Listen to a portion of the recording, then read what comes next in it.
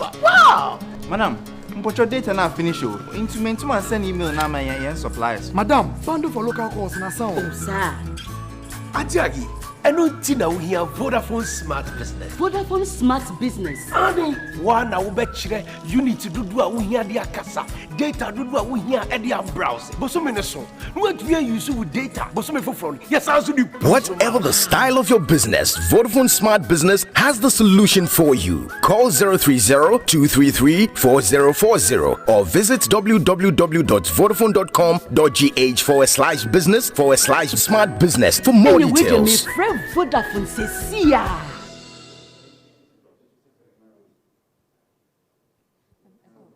Yeah, it's on airplane mode. Flight mode.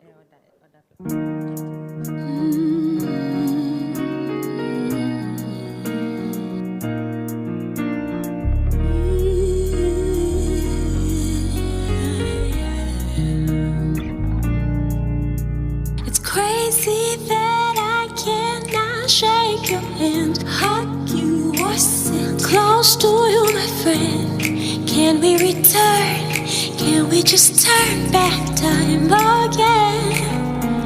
It's crazy we can't be so close again. Will this end all of this pain?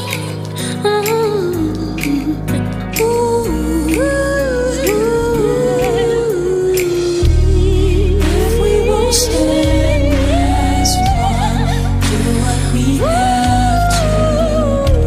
Together we'll win this war.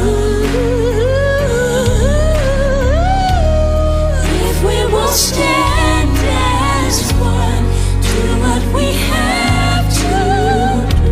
Together we'll win this war. Remember to sanitize frequently, social distancing, and remember to wash your hands. Try not to touch your face. Take your vitamins and remember to wash your hands. Sanitize frequently, social distancing, and remember to wash your hands. Try not to touch your face. Take your vitamins and remember to wash your hands.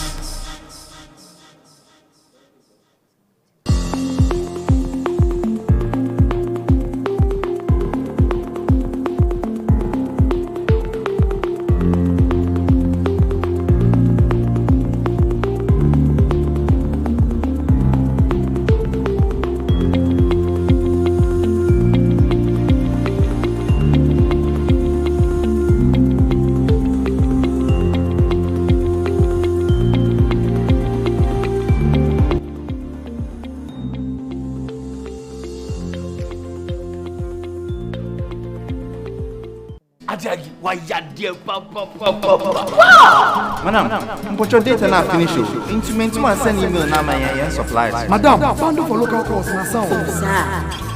Ajagi, Tina we hear Vodafone Smart Business. Vodafone Smart Business. Ani, one I will bet you need to do we hear the casa. Data do we hear Eddie browse. But so many so. What we are using with data, but so many for front. Yes, I also do. Whatever the style of your business, Vodafone Smart Business has the solution for you. Call 030-233-4040 or www.vodafone.com.gh/business/smart business for more details. Vodafone Cecia. She's the HR and leadership consultant. Miss Hannah Shokai Akon.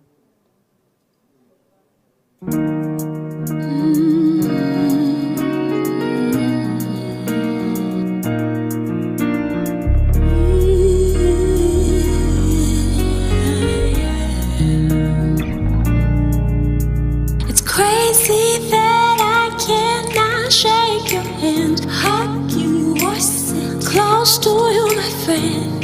Can we return? Can we just turn back time again? It's crazy we can't be so close again. Will this end all of this pain?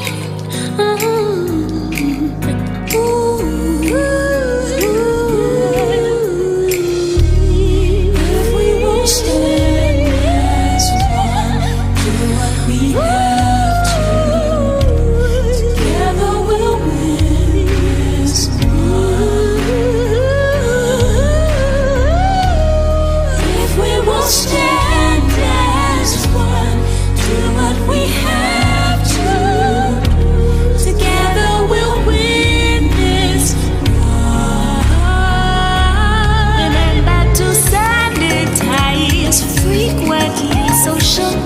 distancing and remember to wash your hands. Try not to touch your face. Take your vitamins and remember to wash your hands. Sanitize frequently, social distancing and remember to wash your hands. Try not to touch your face. Take your vitamins and remember to A very good wash your morning to you, hands. ladies and gentlemen. My name is Lily Pearl Baba Otu, and you're welcome to the 4th edition of the Ghana's most respected CEOs Breakfast Series, brought to you by the Business and Financial Times, the leading business newspaper in Ghana, and Vodafone Business. The future is exciting. Ready. Ladies and gentlemen, we are coming to you live from the Kempinski Gold Coast Hotel in Accra, Ghana. You can watch us live on Facebook and YouTube. We want you to also note that we have observed all the COVID-19 social protection protocols and we are safe over here. This year's event is going to be on the topic managing an anxious business workforce during and post COVID-19 for business continuity. The speakers are Dr. Hazel Amwa, she is an HR and leadership expert. Ms. Hannah Ashokai Akon, she is the HR director at Vodafone Ghana. And Mr. Roland Tay, he is head of consulting at Deloitte Ghana. It's going to be moderated by Mr. Senyo M. Ajabeng, SPHR. He is a labor consultant and an arbitrator. Ladies and gentlemen, the Ghana's most respected CEOs Breakfast Series is a quarterly event organized by the Business and Financial Times with the aim of bringing together thought-provoking leaders, businessmen and women, and SME owners to come together to discuss ways of scaling up, network, and also change the business climate in Ghana.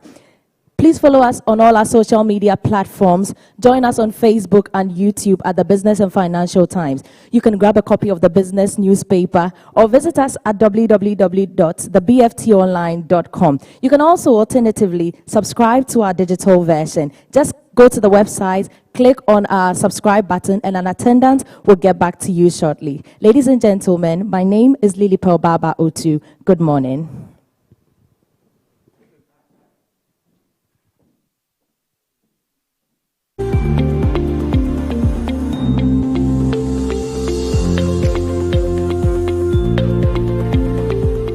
Ajagi, why ya dear papa? Wow! Madam, your data now finish you. Into and send email now my yen suppliers. Madam, bundle for local calls na sound.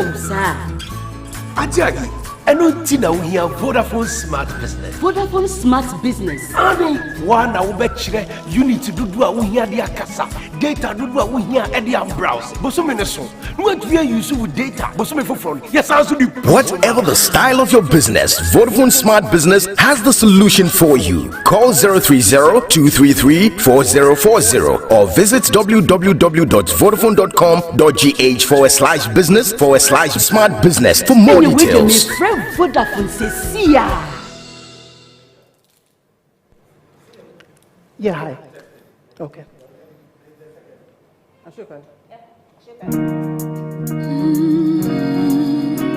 Roland. Hazel.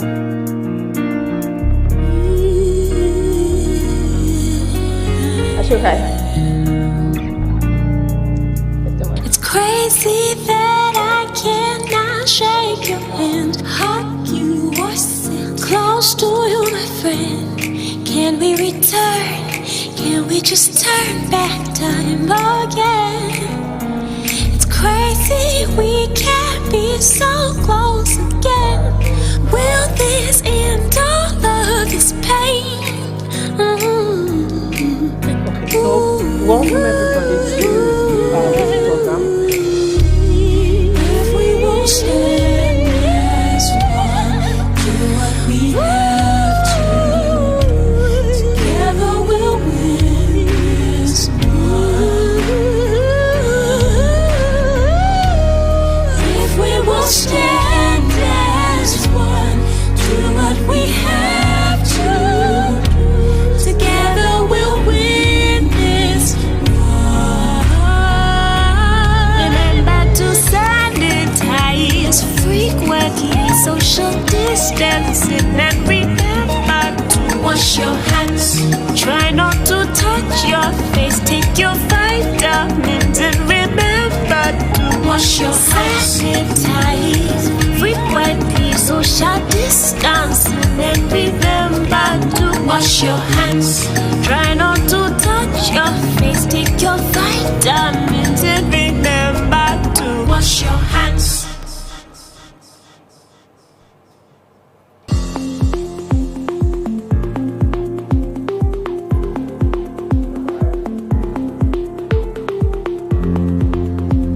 Welcome back, everybody. My name is Senyo Emma Chabing, and as introduced, I'll be your moderator for the program today. Today, we want to look at basically the impact of COVID-19, and we're looking at managing an anxious workforce during and post-COVID. Now, we will generally go to Ajagi, why you Wow! Madam, but your data now finish. Into man send email now my suppliers. Madam, funding for local cause na sound. Ajagi. So, I know maybe, Tina we have Vodafone Berat Sima. can start. Good morning. My name is Hazel Breda Amwa, currently working for Danone as HR Director for West Africa. In terms of COVID, it's been the worst nightmare I've ever experienced in my whole life. Nothing has scared me more than COVID. But I think that as we're getting more information about COVID, we're getting more comfortable with how to deal with COVID, the crisis, and managing business continuity in the context of a pandemic which end is not really in sight at the moment. Thank you. Yeah? Okay. Yeah. My name is Roland Tay. I'm with Deloitte. I'm the consulting leader for Ghana. COVID has brought to us a lot of uncertainties, and as Hazel said, we're beginning to understand what it is, how it gets to the other person, and how to manage and try and stay as safe as any person can. So, I mean, generally the key message is staying safe, and I guess that's what we're trying to preach to everybody, and hopefully we'll get out of this. Yeah. Yeah, Shokai. Yes, my name is Ashoka Akron, and I'm the HR Director for Vodafone Ghana. I mean, I think it's everybody's worst nightmare. It's the worst pandemic in our lifetime. You know, we were worried about the SARS outbreak, which went over 9 months and took about 40 million lives. And this doesn't even, you know, it doesn't even come close to what we're experiencing now. The impact that it had on the global economy was about 40 billion US dollars. And the World Bank, looking at COVID for 2020, is already projecting that the impact on the global economy would be about 1 trillion.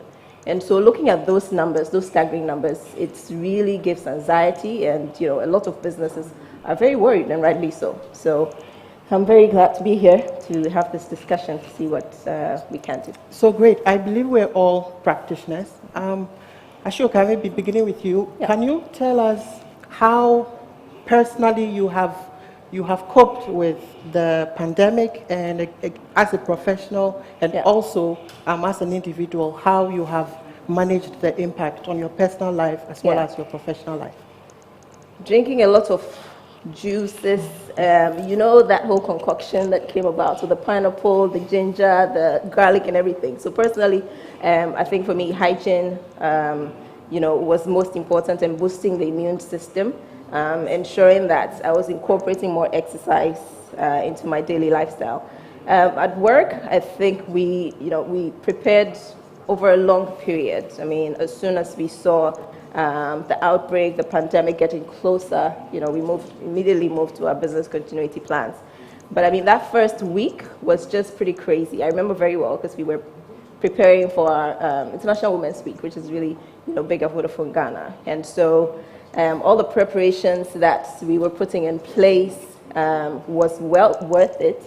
But it was like preparing for something, but then hoping, of course, that, you know, it doesn't happen. So I'm really glad that we put those initial prep stuff in place, because it really, you know, helped us a bit. For the personal, I would say yes. I mean, it was just really ensuring that my household was safe. taking into consideration, again, the immune system, the exercising, and all of that stuff. You seem to have said it almost all, but I'm sure. Roland, how is it going at Deloitte? I think like what any professional institution would do is, of course, putting in place appropriate safety protocols. I mean, at the end of the day, the employee or the staff is the most valuable asset. So it's more about putting measures in place and ensuring that staff are safe. They follow the needed protocols. Try as much as possible to also encourage them to say, look, even when you're home, try and keep safe. Stay home. If you don't have any business going out of the house, stay home and be safe. And I think that constant reinforcement of the need to stay home and following the safety protocols has really gone a long way in ensuring that our staff are pretty safe and doing well. Yeah. Okay. Berat, I know there's been a lot going on with you in this whole COVID period. How has it been? It's been scary. For me as an individual, for Ghanaians, for the workforce, it's been scary. Reason being that, as my colleagues have said, this has been unknown to the world with the worst impact ever without the end being in sight. So it's a constant, nightmare that we wake up to every morning. When is this ever going to go away? Prayers are being said across different religious bodies, all kinds of things are going on. So it's been that journey. But the relationship with the COVID virus is changing. For me personally and for the workforce that I lead, it's changing because we're beginning to understand more about the coronavirus itself, the standards that we have to put in place, the protocols, and the self-care. And as my colleagues have said, the constant self-care of wearing the mask, washing your hands, sanitizing, managing social distancing, and exercising. Ashoka mentioned the concoctions, which we joked about earlier in the day, right? So the gingers, the pineapples, the neem trees, the very basic things that really boost your immune system. Because we've come to understand that coronavirus is like an enhanced flu, a very deep-seated flu that has the upper respiratory impact on the human body. So once you're able to have a very strong immune system with exercise and all of that, that makes you strong to resist it and to be able to recover quickly. When coronavirus came about at first, because it was so new and we didn't fully understand through research and information what it was really about, we had little information, and therefore the death toll was really, really very high. Now that we have a better understanding, we know what it means to recover over a period. So you have the symptoms, you are, tested positive, you social distance, you quarantine, you do the regulars of drinking lots of water, lots of fluid, the vitamin C's, the zincs, and all of that. You take care of yourself, you exercise. Without any underlying conditions, chances are you are going to rebound and heal and come out negative after 10 days of testing.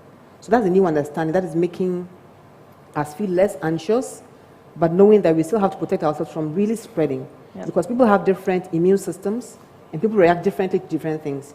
For example, social habits can even impact the extent to which the coronavirus can even impact you and how you can recover or not recover from it. So these are things that we have to deal with. Plus, we also have families where we have different age ranges, or we have workforce with different age ranges.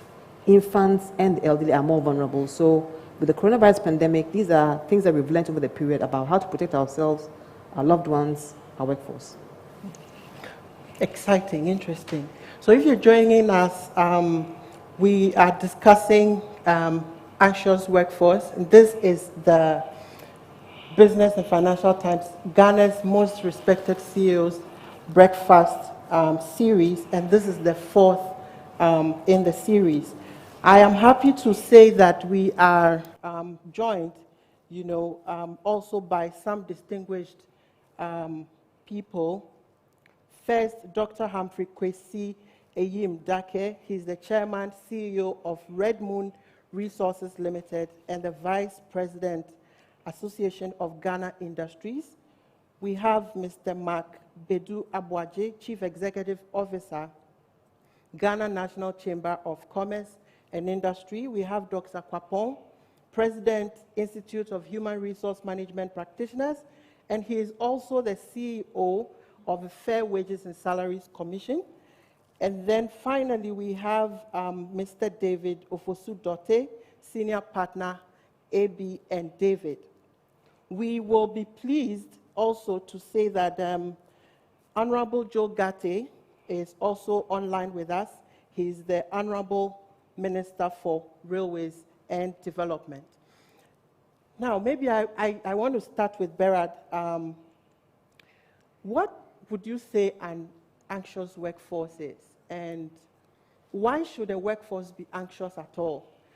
I know that Dave Ulrich has described the whole pandemic in relation to HR management and profession as HR in crisis. Would you say that the pandemic is serious enough to be qualified as having an anxious workforce? Are people really anxious? They are. I'll explain why. So let's start with just looking at who the workforce really is, right? The workforce are employees who are Ghanaians or individuals living in the country, commuting from home to work, right? That's the workforce. The anxiety is coming about because we have the understanding that the coronavirus is airborne, and that by sneezing or coughing or being close to somebody who has the virus, you can get contaminated. In the normal world, the workforce would move from the house or commute from the house to a certain destination called the workplace, right? So on that journey, where you have public transport, you have all kinds of people on the street, anything can happen. That's the first source of anxiety, the risk. Not every workforce, based on the design of their job, can work from home, right? So some employees are obliged to go and work at a plant or a manufacturing site, et cetera, or a construction site. That's the workplace where commuting itself is a risk. Secondly, the very fact that we know through the news that people are getting contaminated and dying is another source of anxiety. Plus, bringing it closer, we have friends, family members who are getting contaminated and some dying. So that in itself is a source of anxiety, number one. Number two is other businesses have collapsed or are downsizing because there is no revenue coming through because they're globalized, the borders are shut, there's no cross-border transaction, and all of that. Plus, working from home or having lockdown or semi-lockdown or having restricted movements has an impact on consumption patterns of certain goods and services. So across industry, if you look at certain types of businesses, they have completely shut down. Others are really struggling to manage, and others are really booming. I'm sure Ashoka is going to get a huge bonus this year because telcos are booming, for example. E-commerce is booming, ICT is booming. The aviation industry, the tourism industry have shut down completely. Construction industry is beginning to come up again. Education is shut down and it's beginning to revive based on online tuition and all of that. So depending on where employees find themselves, the level of anxiety is different. If you look at a place where the employees have been asked to go on leave, perpetual leave, without pay, they will be anxious. When are we going back? With companies which have shut down or downsized, do they have jobs? They've lost their jobs. That's anxiety. Companies who are struggling on one leg because they've lost about 40–50% of their business causes anxiety because employees are aware that production or business has dropped. So all of these different types of levels of anxiety are creating a huge impact on the workforce. And again, as I mentioned, the very change in lifestyle, having to wear a mask every day, having to wash your hands heaven knows how many times a day, having to sanitize, having to drink all kinds of concoctions like the neem tree concoction, which people are not very used to, the ginger concoction, are not things people are used to. So any change in habit, any change in lifestyle can bring a source of anxiety. There is so much tension and so much fear, again, because globally there's no vaccine out there and there is no cure per se. So even though we have ways of evolving out of the coronavirus by testing negative if you've been positive over a while after being quarantined and all of that, what about the impact on the virus on the body long term? Nobody knows. So all these are sources of anxiety for the employee workforce, which have an impact on productivity. But really, so employees are anxious. Employees are adults. They have families. Everybody is coping with the pandemic, including the CEO, the board of directors. Why should we be so worried about employees? Because as employers and as leaders, we have a duty of care towards our employees. I mean, we want our employees to be productive when they come in the office or when they're working from, no matter where they're working from. And so we as employers need to ensure that we've put in place measures for them to be able to be productive and first of all have the peace of mind. I mean, Hazel has talked a lot about the anxieties that have come out during this time. people are extremely worried.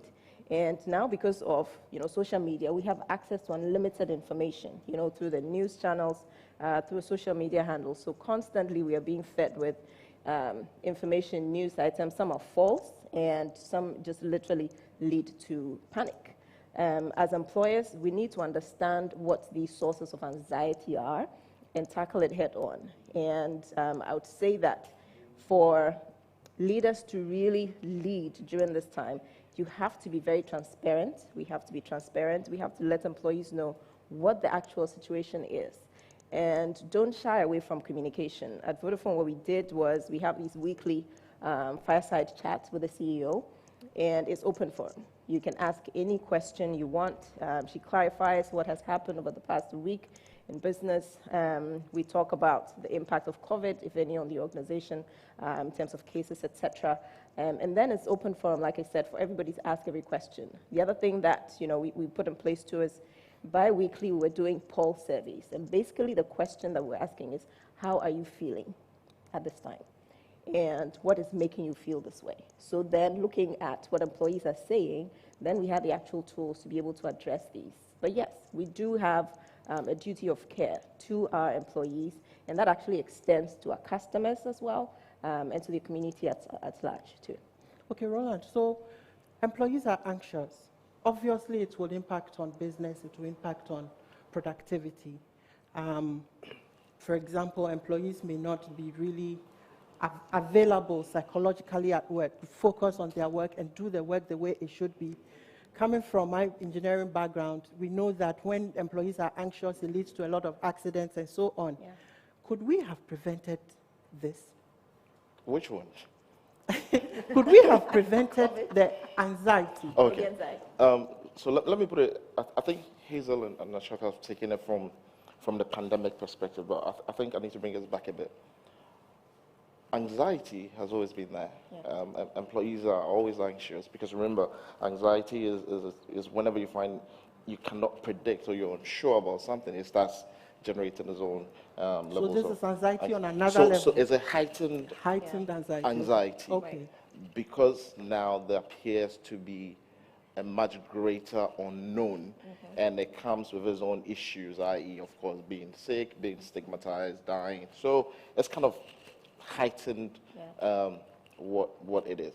Could we have prevented it? Probably no. I mean, I'm sure most organizations that even have BCPs will tell you that they never thought, that was going to happen for them to have, had that in their BCPs. And if you look at, again, the global impact that this has had, I mean, how many people, kind of thought of that.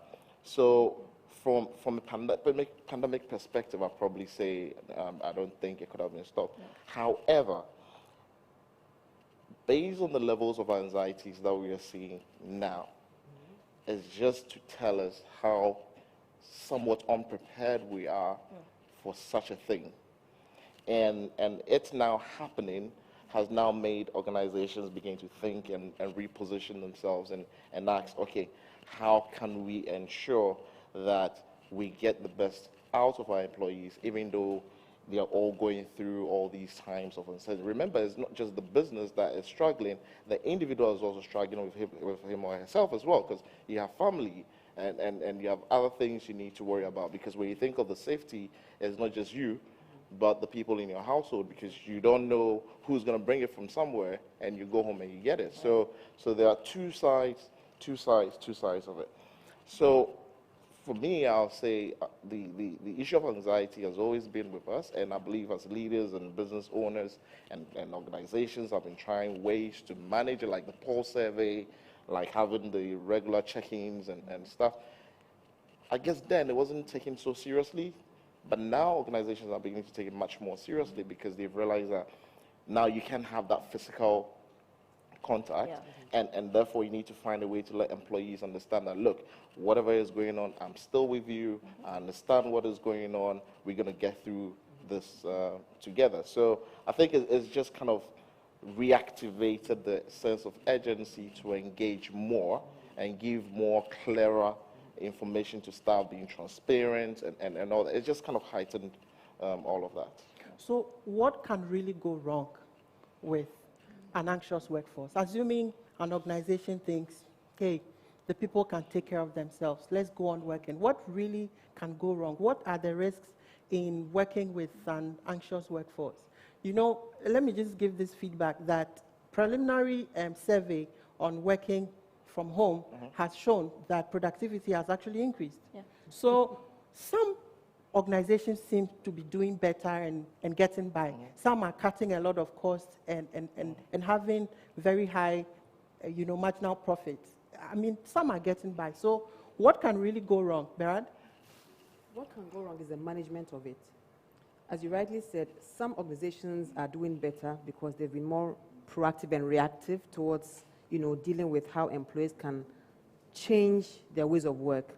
For example, when it comes to managing working from home, there have been several interventions like training people on how to even set up their workspace and having the discipline of ensuring that they are able to start work at the right time and end at the right time without having to overwork or having to underwork, number one. Number two is the issue around line management, relationship with employees in terms of being more caring and being conscious of the fact that it's a change for the employee and therefore they have to sort of help them transition well and be productive.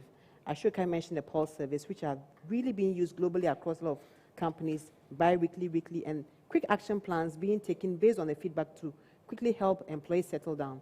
So, for example, there could be an employee who's working in a place where, because of their location, they're able to connect well on Zoom or WebEx or, all those applications that are used to have e-meetings. A quick intervention to make the employee feel less anxious and still productive is having to enhance, their data connectivity using other, IT support systems and all of that. So what can go wrong is when care from the employer is not given to the employee to solve whatever problems they may be facing or challenges they may be facing. If you have that open forum where employees talk back to the employer and you have the information, what do you do with the information? Shelving the information, not working with it, complicates and compounds the issues, right? So the response and the quickness of the response is what's important. Again, how do you feed employees with the right information? By just quickly stopping employees from just feeding on any type of information that comes through, by using the right source of information from the World Health Organization, Ghana Ministry of Health, and all of that to really give facts and to contain all the anxiety by providing psychological support, counseling, and just sometimes letting employees just breathe and let out their fears. Typically, as a team leader, what I do is, during my meetings, I allow people just talk. Tell me about your day, your weekend, what has gone wrong, what's going on, just talk.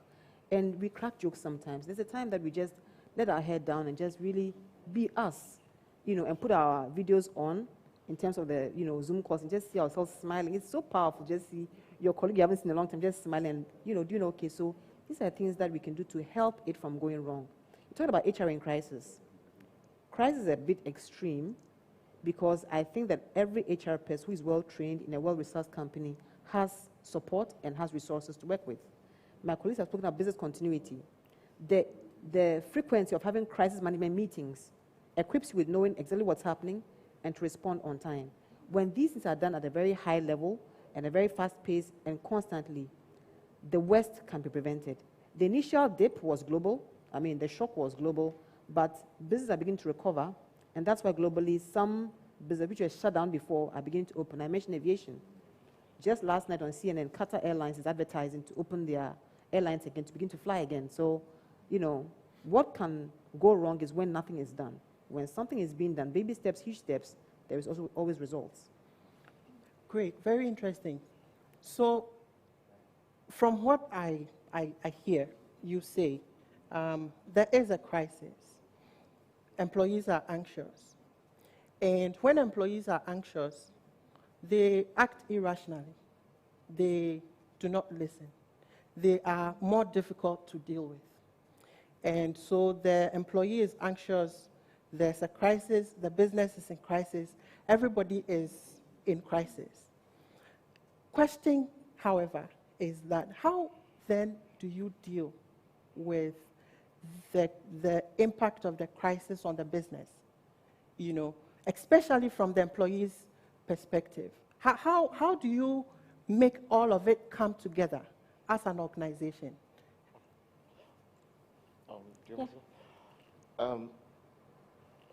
this is a pandemic. And let me pick from your own words. You're dealing with adults. If you separate the business from the individual, and then we're talking about a pandemic where nobody seems to know where you're going to pick it from next, your anxiety, for me and from my experience, the first anxiety starts with you, the individual, in trying to stay alive. Okay? And then the business is the next. Because my point is, if employees are anxious, if there's no business to come to, what then is the point? And I'm taking it from the point where you say employee might start putting up behaviors, or, I mean, this period we're in, what kind of, for lack of a better English, what kind of unrest can employees really start at this time? Because first, the emphasis is on saving your life. And that's what most businesses are focusing on, ensuring that their staff are healthy, safe, because they need you. What the business now is trying to do is to look at, okay, this is my total operations. In which areas can I minimize costs? Because this is not the time where companies want to be saying, oh, and we are laying off X number of employees, because that even makes the whole situation even worse. And the impact will probably move from the person from being anxious to now going to depression, and all other things will then follow. So the focus from a business perspective is, how do I ensure that when COVID is over, I still have a business to operate? How do I ensure that none of my employees get laid off as a result of the impact of COVID? And like Ashoka said earlier, it starts with being transparent and communicating the facts. I know organizations that very early days in COVID sent our communication across to all staff, saying, hey, this is what we've noticed, and based on the information we are getting, we don't know when this is going to end. So we want to make sure that your jobs are protected. If we even have to let anybody go, it has to be because that person is actually not giving us value.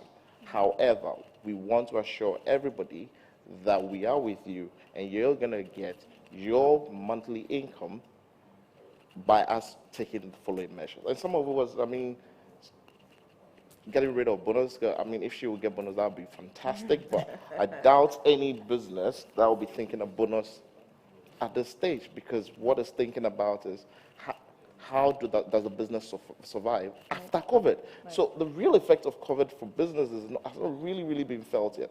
It is when it's all over, we know there's a vaccine and all of that. That's when we'll begin to see the real effect. And having early plans as an organization, from an employee perspective, which is keeping safe, from an organizational perspective, identifying what is really necessary and needs to be done, then we'll really determine the way forward. But I really will find it interesting that employees will be anxious to the extent that they want to cause disruptions. What you're actually doing is, if you have a business, you're killing the brand. So let me put it in a better perspective. Sure. It's not basically that the employees will raise an upheaval or go on strike or demonstrate or anything. But you said that, you know, when you spoke, you said that the employees would look at staying safe first, saving their own lives first. What I see is that employees in this period of anxiety that we've very well described will look to themselves first and the business second. What HR has always sought to do would be to marry the objectives of the employee and also the objectives of the business. But I see here that the employee who is anxious is now putting himself and the family first and your job second. Not necessarily. Maybe Ashoka. Yeah, sure. So just to add to what he said, you have to find the root cause of the anxiety. Like if it gets to the point where employees are being disruptive, then there's something that you probably haven't done earlier on. And so, like I said, in the very beginning, you have to put in place communication channels. Find a way to find out what the root causes of some of these anxieties are. I'll give you an example, and it's different for different people. So for an employee, it could be, okay, I started working from home, my laptop, I had to download something, all of a sudden I can't get access to my emails, etc. That can cause anxiety so quickly. Is there a way that that employee can get access to IT help desk? Can they help to fix that working remote? For another employee, it could be, of course, managing kids who are doing virtual learning at home and managing all these meetings. And what is it that you can do? I mean, one of our, the poll surveys that we did, a number of employees were talking about how they're now having to do meetings all throughout the day and trying to get their kids to do virtual learning as well, and it was causing some anxiety. And so we decided that, okay, between a certain time and a certain time, there's not going to be any meetings scheduled, right? And so we communicated that, and that worked actually quite well. So what the organization has to do is to understand what are the sources of anxiety, what is causing that. And if an employee, so for our frontline employees, they still had to, of course, go into the retail shops. Our engineers had to still go out and fix problems. What have you put in place to make them safe enough that they feel that they can go out? The mask, we supply in the mask, the sanitizers, the gloves, and training them before all that. So we have a training program that we put in place for everybody who was going to go out there on all the protocols. We brought doctors in to answer questions about really what COVID is and debunk some of the, all these myths that were going around. So as much as possible, you need to really put your hands around the employees, around the organization, and they should feel like they can come to you and ask questions and get straight answers, most importantly. Great. So one major impact of COVID on business that I find is reduction in force, either through the actual steps to reduce force because of business plummeting, or what I find interesting would be reduction in force from sick employees.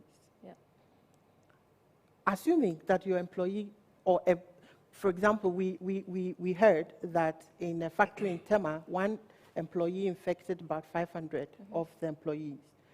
If you find yourself as an organization in this kind of situation, you have sick employees, and I'm saying this also because now we hear that the health services are suffering a lot of, infections. So you have a clinic, you have 5 hardworking doctors, and then all of a sudden 2-3 of them catch an infection, and then they have to be put away for 2 weeks for them to recover, and so on. So what would you do, for example, like the head of HR in an organization where you are suffering reductions in force as a result of sick employees?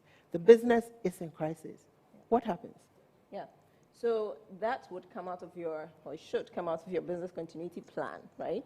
And so, at the beginning of this all, we looked at our business continuity plan to look at modeling various scenarios that when this happens, what would you do? So best case scenarios and worst case scenarios from an employee perspective and from the business financial perspective as well. And so you mentioned 2 things. So employees, redundancy through either work, having to lay them off, or being sick, right? So the first one, unfortunately, a lot of people have lost their jobs as well because of, COVID-19. In May, I think the number of people who were subscribing for unemployment in the U.S. hit 3.6 million. And so globally, I can't even imagine, what that number is. And so there is that. But if you have, like I said, if you have walked the employees through your journey and they know where you are as a business, and they also understand that you will do everything not to let people go.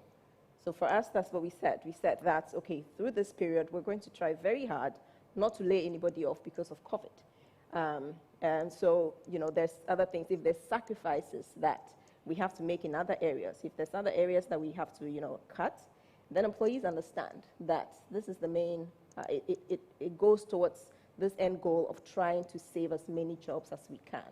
Now, if you have employees, and you will have, employees who are impacted by COVID-19 and so have to go out.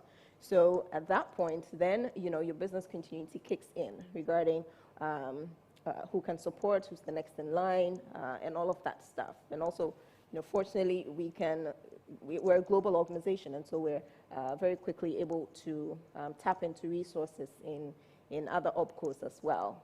Of course, now everybody's working from home, everybody's working digital as well. And so we're able to use that technology to, put in place some of these measures. Okay. We'll be bringing in our other panelists, who have joined us online very soon. And also, we'll be taking questions from our participants very soon. But let me go to Roland. You have advised, or you continue to advise a lot of organizations. How are businesses taking the pandemic? How are they coping? I mean, we hear a lot of negative news. I don't like negative news too much, even though, the press, they feed on negative news. But, some of us, when we hear negative news, we are just disoriented. But you have to deal with companies, and they are your clients, and across sectors. What can you say about the real impact? I mean, people hear and read about COVID and the impact on business, and CEOs are saying things, and, generally people sometimes just don't relate. Can you take us through some scenarios as to how various sectors, organizations are struggling with this pandemic? Okay. Let's use the 21-day lockdown, where it was only essential services that were allowed to operate. And let me use, let's say, a company that probably manufactures, let's say, normal household stuff. Yeah.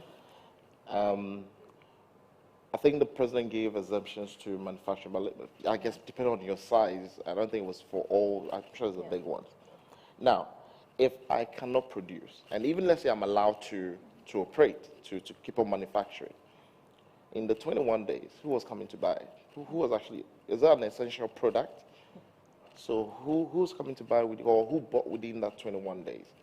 So you don't need a very long period of time to see how the effects of COVID can have an immediate impact on your organization.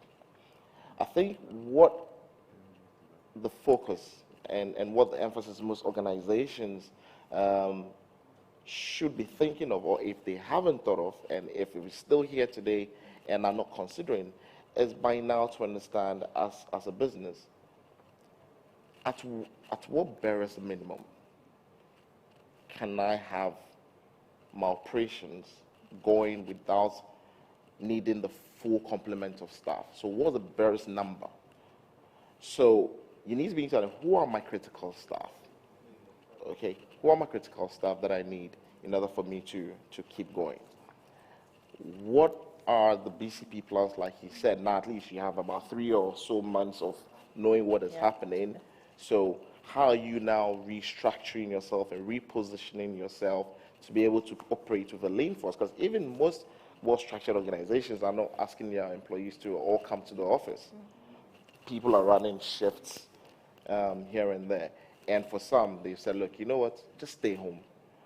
But then for you to be able to have that kind of, operations, it means that the organization needs to be digitally ready.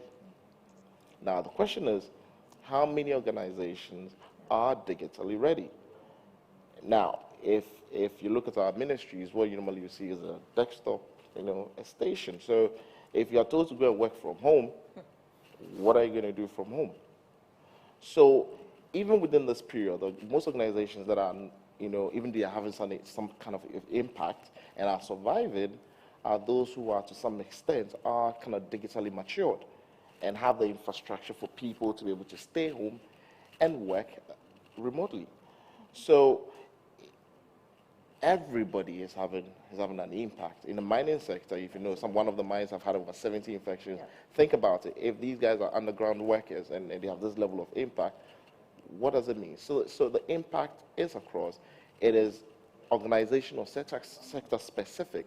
So depending on how ready you are, then we know, okay, well, you have this infrastructure, you can now begin to look at that and begin to remodel, reshape. So it is not like it's something that cuts across in terms of what the impact is, but it's very specific, and you need to look at the specifics and say, okay, based on the specifics, this and that unit. So for some, you need to maybe have better cash flow management. You need to figure out, do I need to pay the supplier, or I can hold on to the supplier and use the money to do other things. So it's a lot of things that needs to look at. Okay. I have to take a break, but it's interesting to note that you say that organizations that are able to manage this pandemic better are those who are ready. Digitally ready. And so when we come back, we would explore that further.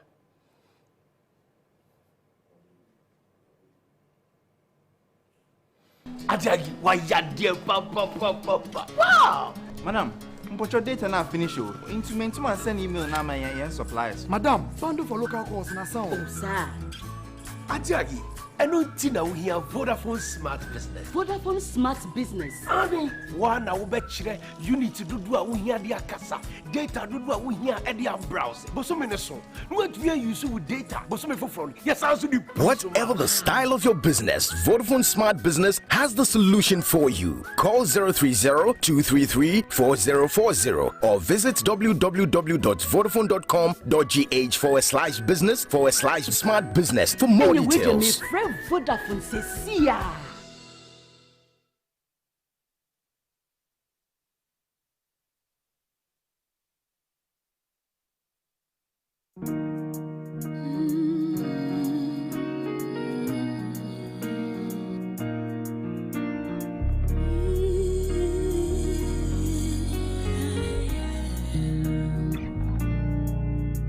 It's crazy that I cannot shake your hand, hug you or sit close to you, my friend. Can we return? Can we just turn back time again? It's crazy we can't be so close again. Will this end all of this pain?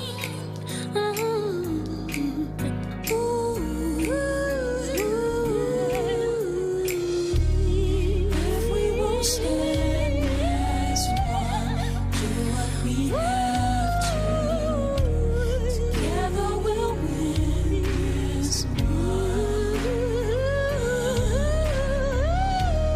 If we won't stand as one, do what we have to. Together we'll win this war. Remember to sanitize frequently, social distancing, and remember to wash your hands. Try not to touch your face. Take your vitamins and remember to wash your hands. Sanitize frequently, social distancing, and remember to wash your hands. Try not to touch your face. Take your vitamins and remember to wash your hands.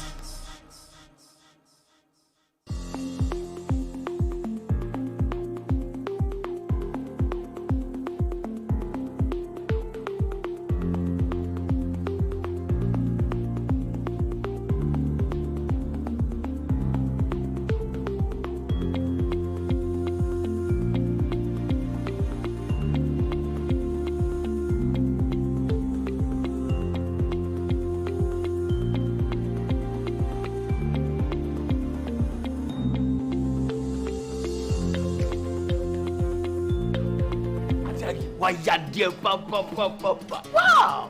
Madam, put your data now finish you. Into and send email now my suppliers. Madam, fund for local calls na sound. Oh, sir. Ajagi, And no tina we hear Vodafone Smart Business. Vodafone Smart Business. Ani one I will bet you need to do we hear the akasa. Data do we hear Eddie browse. But so many so. What we use with data, but so many for front. Yes, I also do. Whatever the style of your business, Vodafone Smart Business has the solution for you. Call 030-233-4040 or visit www.vodafone.com.gh/business/smart business for more details. Vodafone Cecia. So you're welcome back. If you're joining us, you are watching the Most Respected CEOs Breakfast series on the impact of COVID-19, especially regarding anxious employees. My name is Senyo Emma Jabing, and I am your moderator. Before we went on the break, we were looking at, or we established that organizations that are ready are the ones that are well placed to be able to manage any crisis, especially this pandemic. Berat, how do organizations prepare for such a crisis? Because nobody saw it coming. So how do we deal with it? How do organizations just find a way of preparing for such a crisis, knowing very well that it may come or it may not come? In the life cycle of every company, that's the 12-month calendar, depending on where you want to start from. Every company does things like budgeting.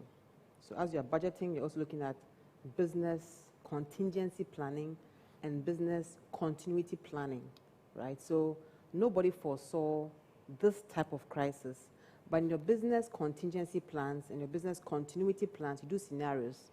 What if this would happen in Ghana, for example, even when you have elections coming through, and you have other, global impacts like the Chinese becoming a more powerful workforce and the impacts on their business, on the global economy, blah, blah, blah. How do you project these, and how do you sort of have scenario plannings to make sure that you're able to resist and overcome any challenges?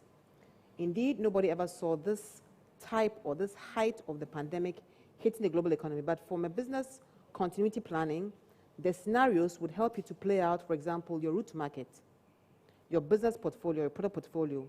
Would my business, my services, my products survive if this type of situation happens? Is an assessment that every company has to go through as part of their planning, as their budgeting as well. So even the headcount, ways of operating, ways of working are all things that businesses should prepare for to be able to minimize the impact of the pandemic.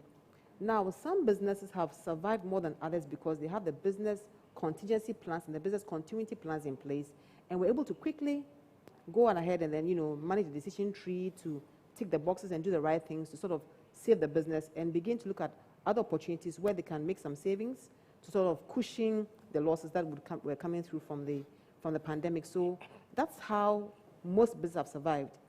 Diversifying for some businesses has been part of the business continuity plan, because in case certain things happen, depending on the extent to which they sort of planned against the pandemic, that would save them. If a company planned for an earthquake or a tsunami or, a shutdown of one aspect of their business to a point where the business was in crisis, then the diversification plan would come through, or even how they would work differently would come through. Some businesses have even done projections to see how HR in future would look like. Would it be outsourced or would it be in-house? Supply chain, how would supply chain be in the future? Are we going to have all robots managing our factories or our plants, or are we going to have human beings and robots working together? So depending on the contingency plan that you would have, even though we never foresaw this pandemic, there could have been preparations where the impact of the crisis would be much, much minimized because of the type of preparations. If you had a plant where you were having robots to manage the plant as part of your plan and had secured the robots, your robots would work in the plant and things would happen. The only impact would be whether your goods and services are being procured at the rate that you projected because of the pandemic. But otherwise, from that aspect of resource planning, you'd have been covered. So contingency planning, business continuity plans should be such that the worst case scenario of the highest stretch of imagination should always be in scope. Now, I guess the coronavirus pandemic has set the bar that high. Before the coronavirus pandemic, we had a case in Cote d'Ivoire where nobody foresaw 2 presidents ever in the history of West Africa. It affected all business. We're having West African, business, impact working across the borders in West Africa because Cote d'Ivoire was shut down. And the Ivory Coast is a very big, player in West Africa in terms of size, business, traffic, international travel, etc., etc. So after that happened, most businesses who had an impact or a relationship with Cote d'Ivoire began to project and say, what if another country had 2 presidents? So in the elections in most countries, they were foreseeing, what if we have 2 presidents, or we have a crisis of that nature, then how do we respond? In the same vein, the worst case scenario planning for business contingency planning helps to minimize the impact and to help business continue to be in operation, regardless of the coronavirus. Great. Roland? Well, I think for me on this one, I want to take it from the employee perspective. I think we've spoken much from the organization and business perspective. I think what this pandemic has also brought to us as individuals and as employees of organization is to begin to think of how we can retool and repackage ourselves. I mean, technology has now become the thing and has become what everybody is looking for. If you're an employee, this is the time to also figure out which areas can I develop myself, which areas can I begin to enhance my abilities, and even having in mind that with the coming of future of work, which for some reason I guess is already here, how do I position myself? Because once a process is automated, sometimes it still needs a human being to press a button. Okay, Roland, Yes, hold on sure. that thought. We'll come back. We have Dr. Kwapong, President of the Human Resource Management Institute and Management Institute, and the CEO of Fair Wages and Salaries Commission, and he will give us a 5-minute contribution on this discussion. Doc.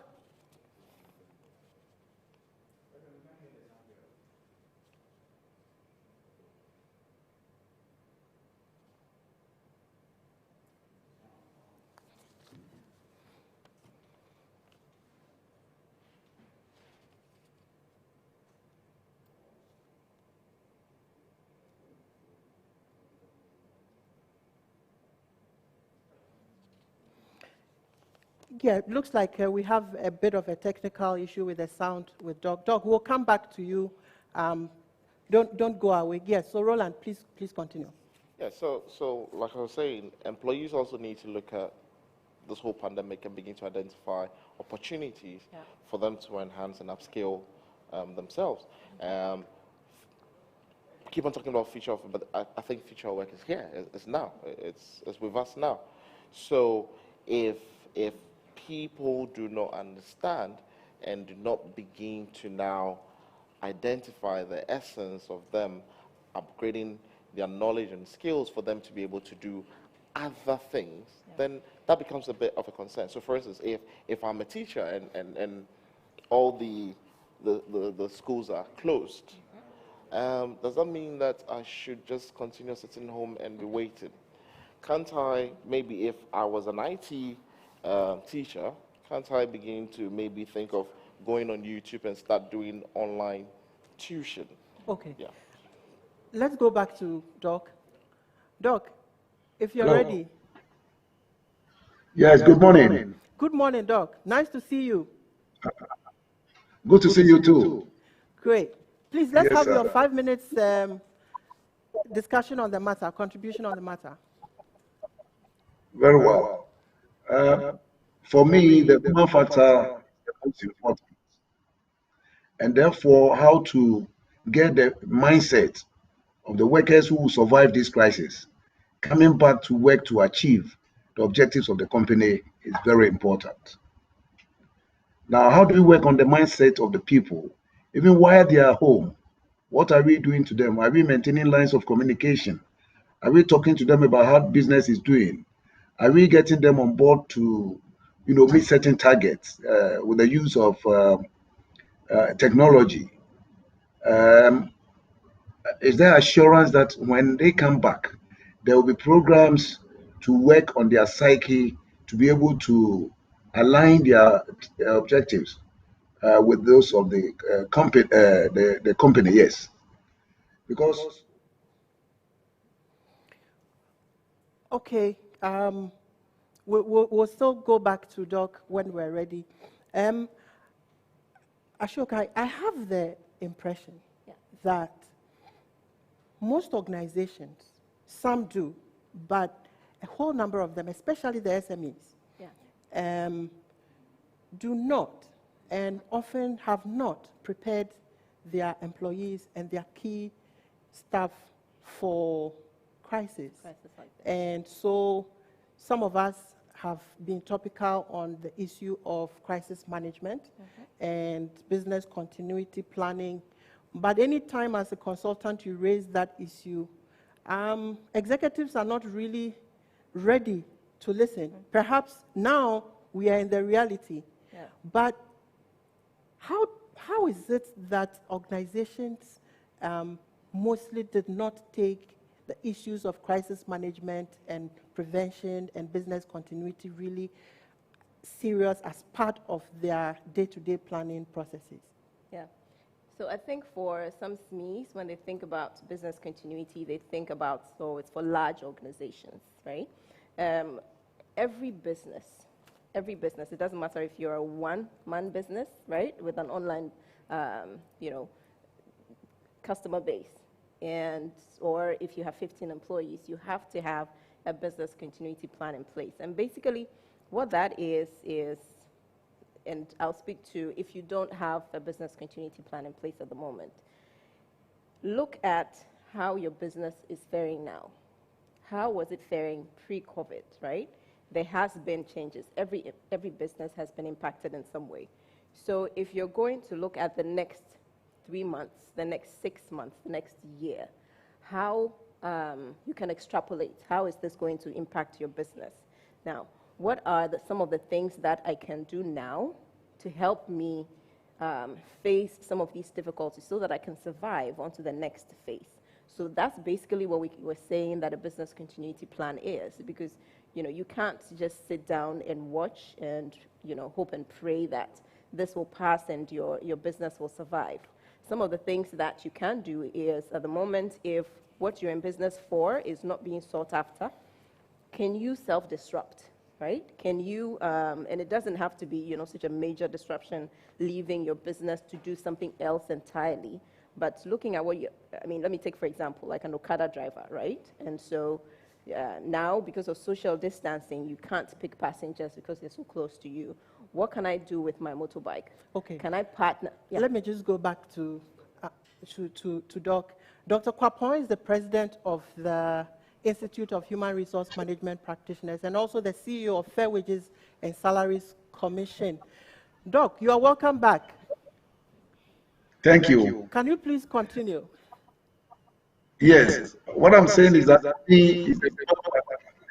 mind, how to maintain a positive mindset after the crisis. In fact, during and after the crisis is my number one concern.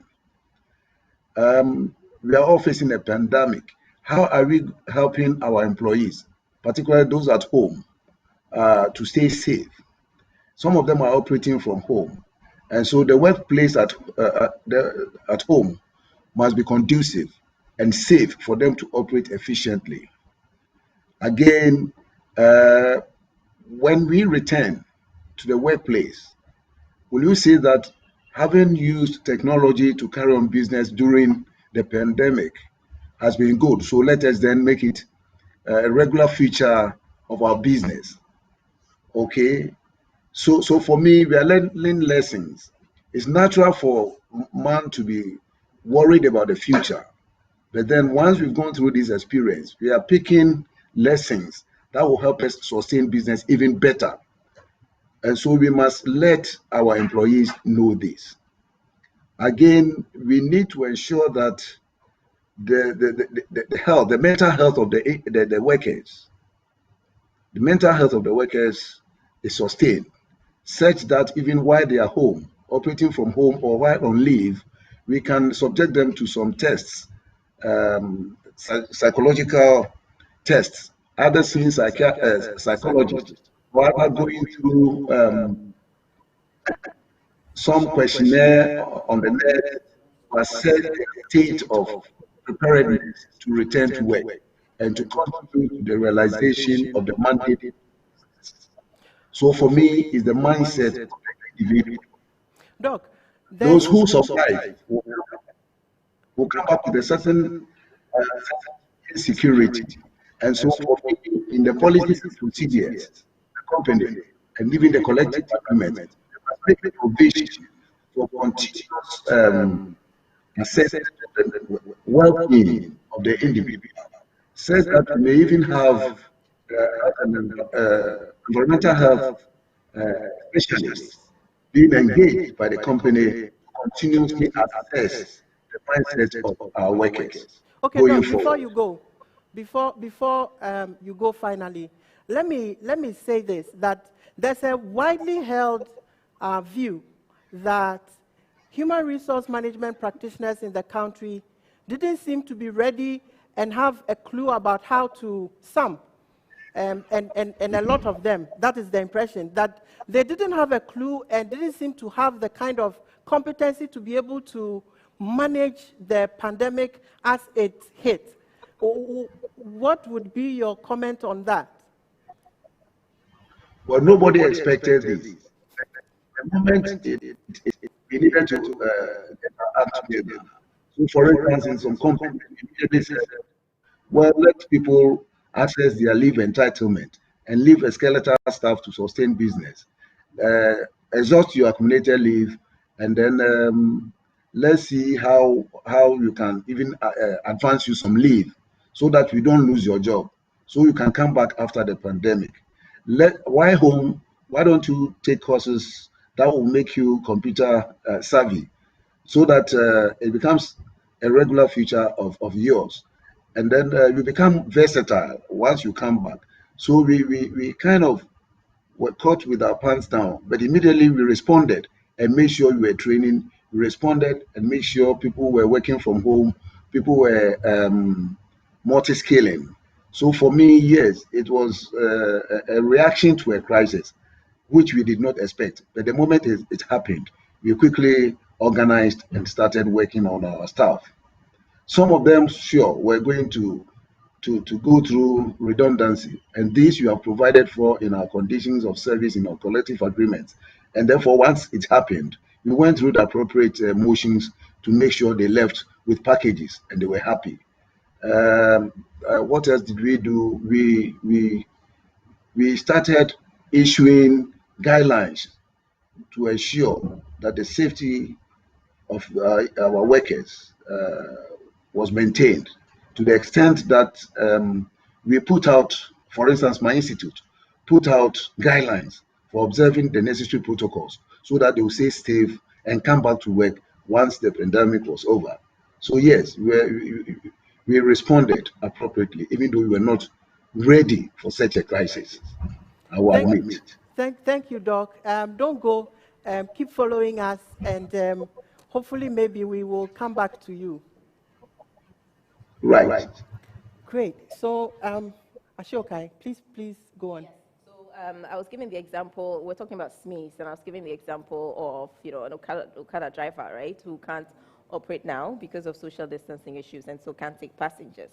So, are you going to pack your motorcycle and stay at home and starve? You can't. So what are some of the ways that you can, disrupt your business the way it was into something else, right? Can you partner with an e-commerce business to do a delivery service for them? Can you partner with, some of these small restaurants who now have to, have moved to delivery service? So those are some of the questions that you have to ask as you're building your business continuity plan. What basically can I do in order not to get in the red and in order not to close down? SMEs are the lifeline of, the Ghanaian business, as we know it. And, that's why it's so important for us at Vodafone to ensure that these businesses have the right tools they need. I think we started talking about digital, and you shouldn't think that, technology, digital is just for the big corporations. It's so important to get your business to the next level. And so, we came out with different plans for either your employees who have to work from home or for you as a business as well. And so there's various mobility plans that we have in place. And, we're very eager to talk to the SMEs and understand what the issues are and, really speak to what the issues are and offer solutions that work. Great. So, Roland, business continuity, crisis management, impact of COVID on businesses. Would you say we are winning?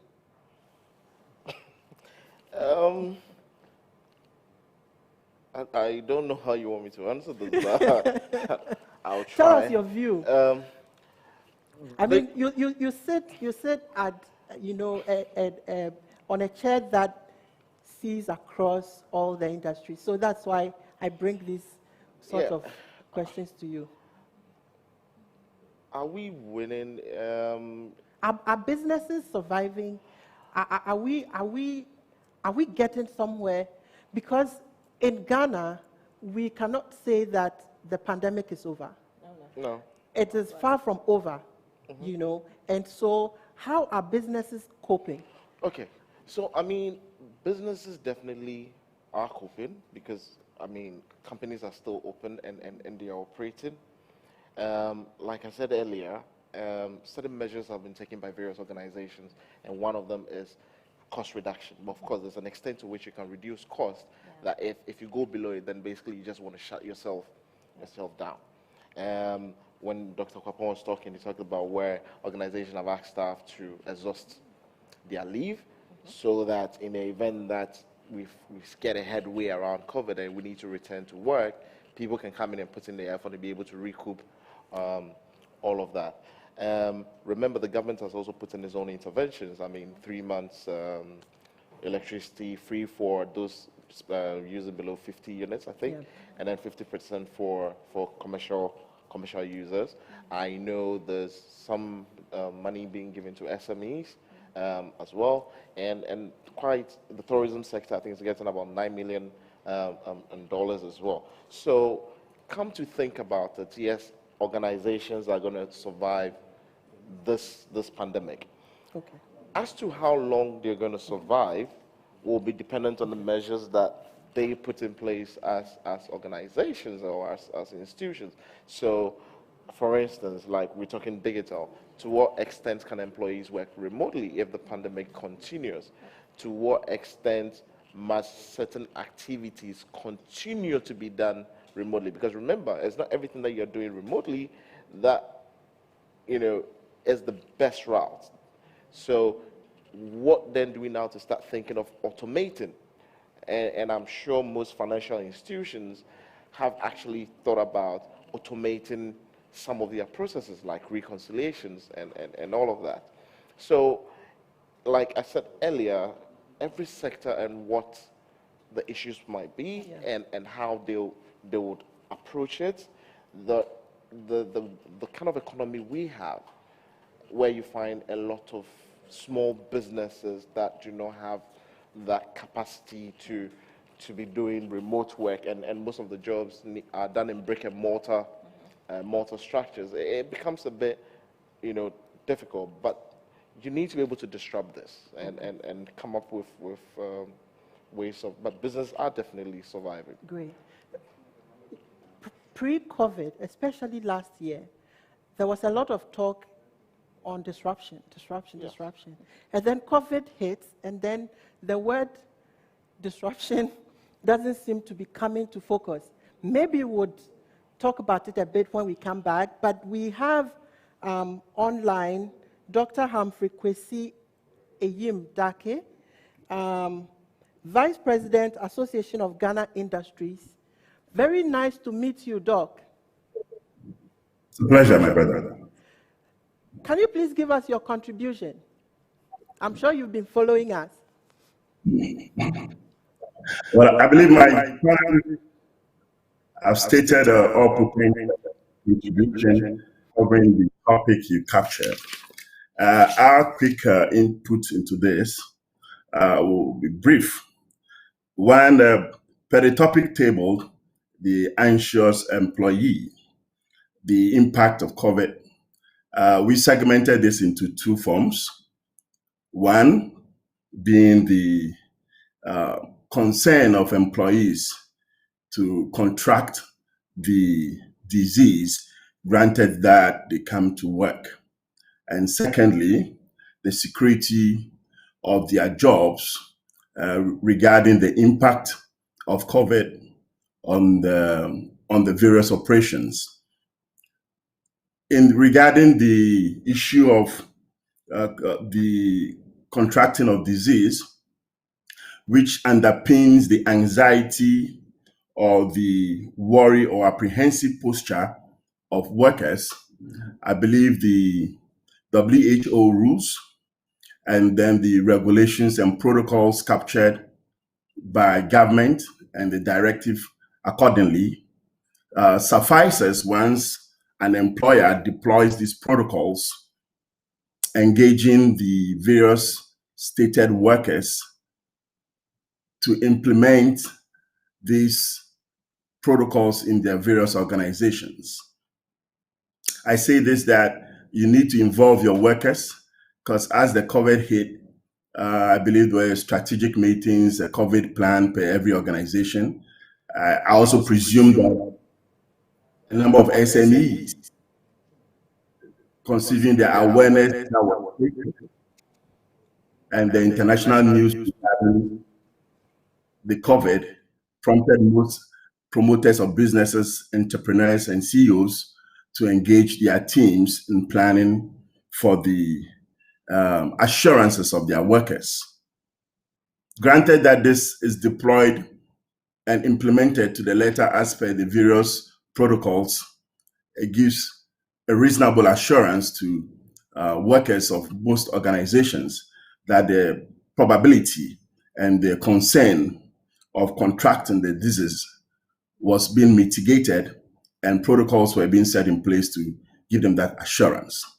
This is the root cause of most of the anxiety that one may experience or come across in the course of this COVID-19 regarding employees in various enterprises and entities. Secondly, regarding the job security, our belief is that the panelists also made mention on business continuity plan, risk mitigation measures, and budgeting and other related ones. This underpins the job security. The impact of COVID on most enterprises has been severe. And if the business continuity plan is not in-depth in terms of analysis, bringing all assumptions onto the table, it could threaten the survival of an enterprise and therefore the probability of the job security of most of the employees. So it comes to the subject matter of transparency with your workforce.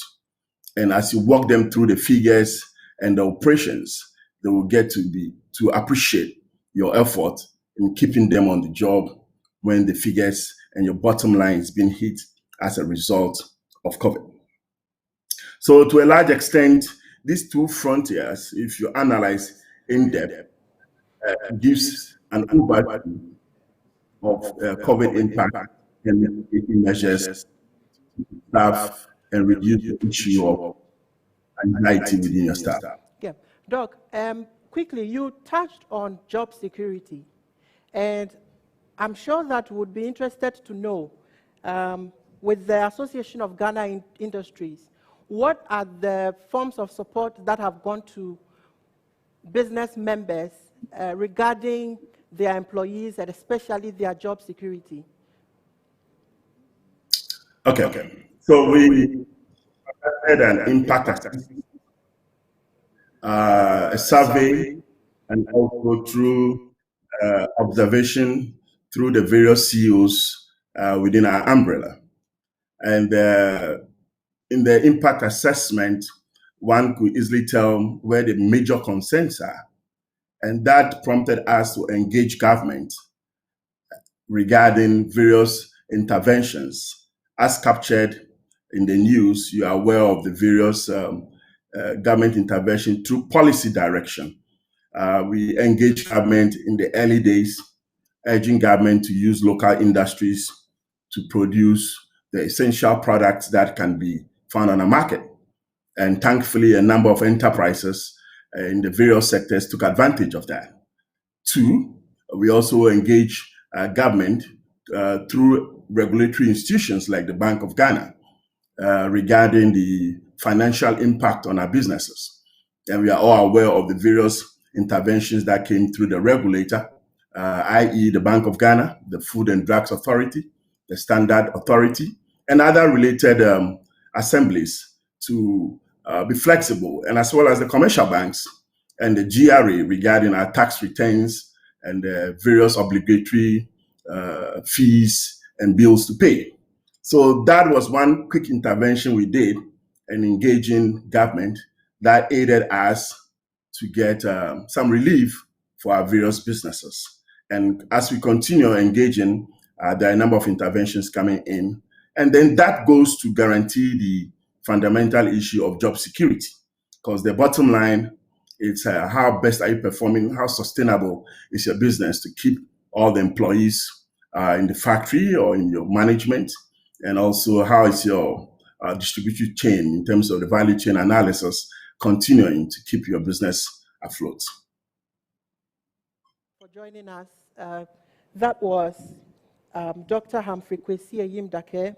He's the Vice President of Association of Ghana Industries and also the Chairman and CEO of Red Moon Resources Limited. Doc, we are happy you joined us. Keep watching. Great. So, Thank you.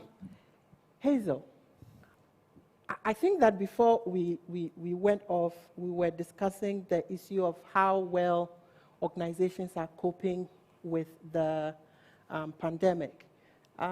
As a consultant and from where you sit, regarding crisis management and all that, on a scale of 1 to 10, how well do you think that organizations generally have performed in handling this? Because, you know, we need to start thinking as a country and supporting everybody and preparing everybody for such crises. Because when one is down, definitely it affects the other.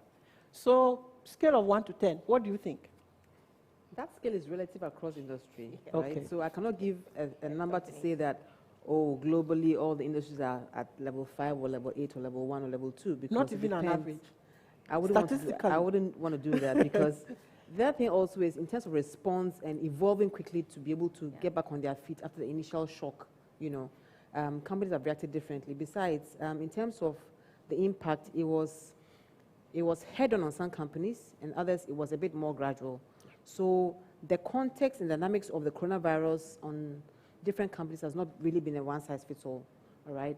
What I find interesting and heartwarming and what gives me hope is the response in terms of we can survive, we will survive, let's respond and do something. So much as some companies have collapsed or some have really, you know, had to cut down operations, most companies are trying to re-engineer and reorganize themselves to bounce back. Some are even trying to do other things like producing PPEs, other, you know, items which support the coronavirus pandemic, fighting and surviving in the pandemic. Yesterday, I heard about a company coming up with this concoction, and they're trying to get FDA approval, you know, because in terms of the concoctions around ginger, honey, and ahwentia, and all kinds of things in there, how do you make sure that you have that right, you know, preservative that would really, you know, sustain that perishable product to be able to support coronavirus? Plus, also, there hasn't been any real validation of that from a medical perspective to say that this is the cure, you know. So how do business re-engineer to really, you know, remain viable? For other businesses which are hit medium term, they're continuously looking at ways to be able to contain the crisis and bounce back. With the workforce that they have, Roland spoke about retooling. So the retooling is not just the employee retooling themselves, but company efforts to really, you know, reskill employees differently, upskill them in a way that responds to the coronavirus. Ashoka mentioned being more digital, right? So employees are generally digital in most companies, but the extent to which they've been digital has been one that has been stretched a bit more during COVID-19. Disruption, agility. 2018, 2019, the buzzword was disruption and agility. How agile have we really been to evolve to respond and to be able to face the crisis head on? We've all spoken about the fact that there's no end in sight, right? So we don't even know when it's even going to end. But what we know is that in terms of the spread and the impact, it is not as sharp and high as it was in the first quarter of the year.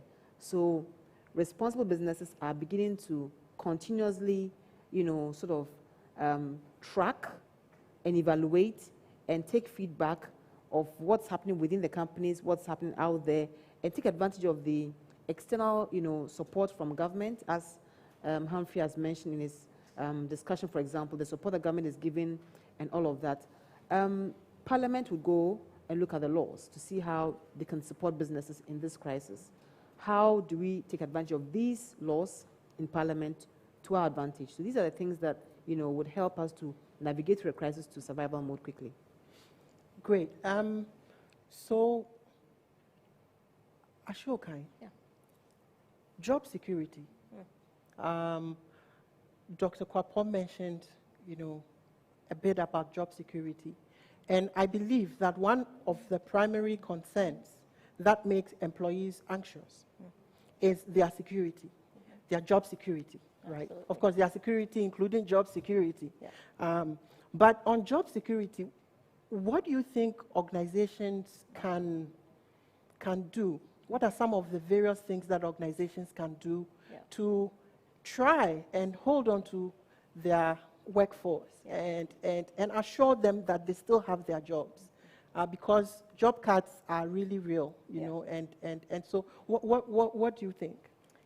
We have to be responsible, first of all. So cash is always going to be king. Look at your liquidity, situation in the organization. Look at some organizations have just decided that the only, spend they're going to make is if it's revenue generating. If it's not, anything that is excess is not going to happen. So some of these things, some of these proactive things you have to do to ensure that as much as possible you are keeping your employees' jobs for as long as possible, right? I mean, it wouldn't be right if right from the get-go, the first thing you get to is you're cutting 50 people, you're cutting 100 people. And again, I think we've all mentioned this, communication, being transparent with your employees. So they have to know that this is where you are and keep communicating. Charlie, guys, after a month, this is what we look like, right? This is the statement, this is where we are. Revenue is not coming in as much. Where can we look at to cut spend? Is there other areas, other OPEX lines that we can look at? So that during that journey, and open it up for employees as well. Employees have amazing ideas that they can come up with, either solutions to save money or to bring in revenue. And so give that opportunity as well, engage them, so they know that as much as possible, you're trying to safeguard jobs. And if it gets to that point where, unfortunately, you've gone through everything to save the business, and it's gotten to that point where you have to lay some people off, then you have to do it in as humane a way as possible, right? What packages do you have in place? I mean, there's labor laws that protect employees. You shouldn't just be guided by that, be guided by, employees when they leave are going to be either your brand promoter or your brand detractor. And so those are very, very important things as well. But overall, it's responsibility as an organization and ensuring that you're taking out unnecessary spend very early on, so that you can prolong as much as possible, employees' jobs. Great. Roland, so for organizations, we know generally what people are doing. They're protecting their employees, acquiring the PPEs and sanitizing, amenities. They are cutting down on costs. People are working from home. Organizations are communicating more. Supervisors are checking more on their workers, and all of that. Are there any other strategies that you feel that a typical CEO can take away from this discussion as to what else they can do to survive, knowing that we are still in disruption and the crisis is still raging? Data. Tell me more about that. I think any business owner, any CEO should focus on data. With data, you're able to make good and informed decisions. and I would like to bring it down to, say, SME level, where most of them do not see the relevance of data. So, for instance, if we are keeping proper data of your sales and all the activities that we have, let's say pre-COVID, when COVID came in, you could have gone back and do historical analysis of this data to be able to say, okay, looking at how I performed and the trend and what have you, this is where I'm most likely to be in the future. I also talk about data for a CEO and also come down to the HR person's level and say, look, HR needs to begin to rely heavily on the data. But funny enough, HR has the largest volume of data. And if you're using that data, and for instance, you're analyzing what is the productivity per head, what is the revenue per head, who's more or less bringing the highest revenue per head, in determining, for instance, when situations get to the worst case, it's easy for you as HR to help direct and steer the leadership on who needs to go and who needs to stay, because there's enough data to tell you who's putting in their very best and all of that. So I think at this crucial time, it is the amount of data and the extent to which you're being able to make sense of the data available to you will go a long way in determining how long you're able to survive within this period. So I think for CEOs, is them having available to accurate and of course well analyzed data and being able to take decisions based on the data available. Yes. Hazel, what can organizations do differently? Constant communication, but varied type of communication. So leveraging all the communication channels that you have, digital and otherwise, but animating information in a way that comes to the employee in a different form. For example, if you always typed out, wear your mask every day, employees get sick and tired of it, but creating a very nice video, about the advantage of wearing a mask, disadvantage of wearing a mask, how to wear the mask, types of masks to use, right information is more appealing and sticks with the employees. So constant communication, varying the type of communication, style of communication is very impactful. Again, the state of the business to the employee through constant engagement is non-negotiable. You want to make sure your employees are very, very engaged and also working very hard to help the business survive. In that way, watering down anxiety of a possible loss of business or loss of job. So how do you let an employee understand where the company was pre-COVID, where it is now during COVID, and if nothing is done, where the company could land, and how employees have to be more creative and innovative and also more productive in supporting the business to survive. So these are things that I would encourage managers and leaders to really do: constant updates with employees, constant reassuring of employees, and always making sure employees understand that beyond themselves also, how they keep their loved ones back home safe. Because if somebody in your family gets the COVID-19, virus, it affects the whole household. So self and others, that consciousness, self and others, is one that we should encourage companies to be able to educate their people to do in various forms. Okay. What can companies take away? What can CEOs take away from this discussion? What can they do differently? So to add on to what Roland and Hazel have said, I would say rally your employees around, your purpose, your mission, your vision. That is so important, especially now that we have employees who are working from various parts of the country, either the country or the world, right? Remind employees why they work with you, right? Get employees together digitally.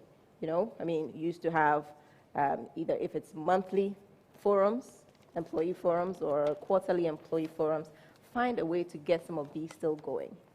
At the end of the day, we have to still keep employees together around a common purpose, around a common spirit.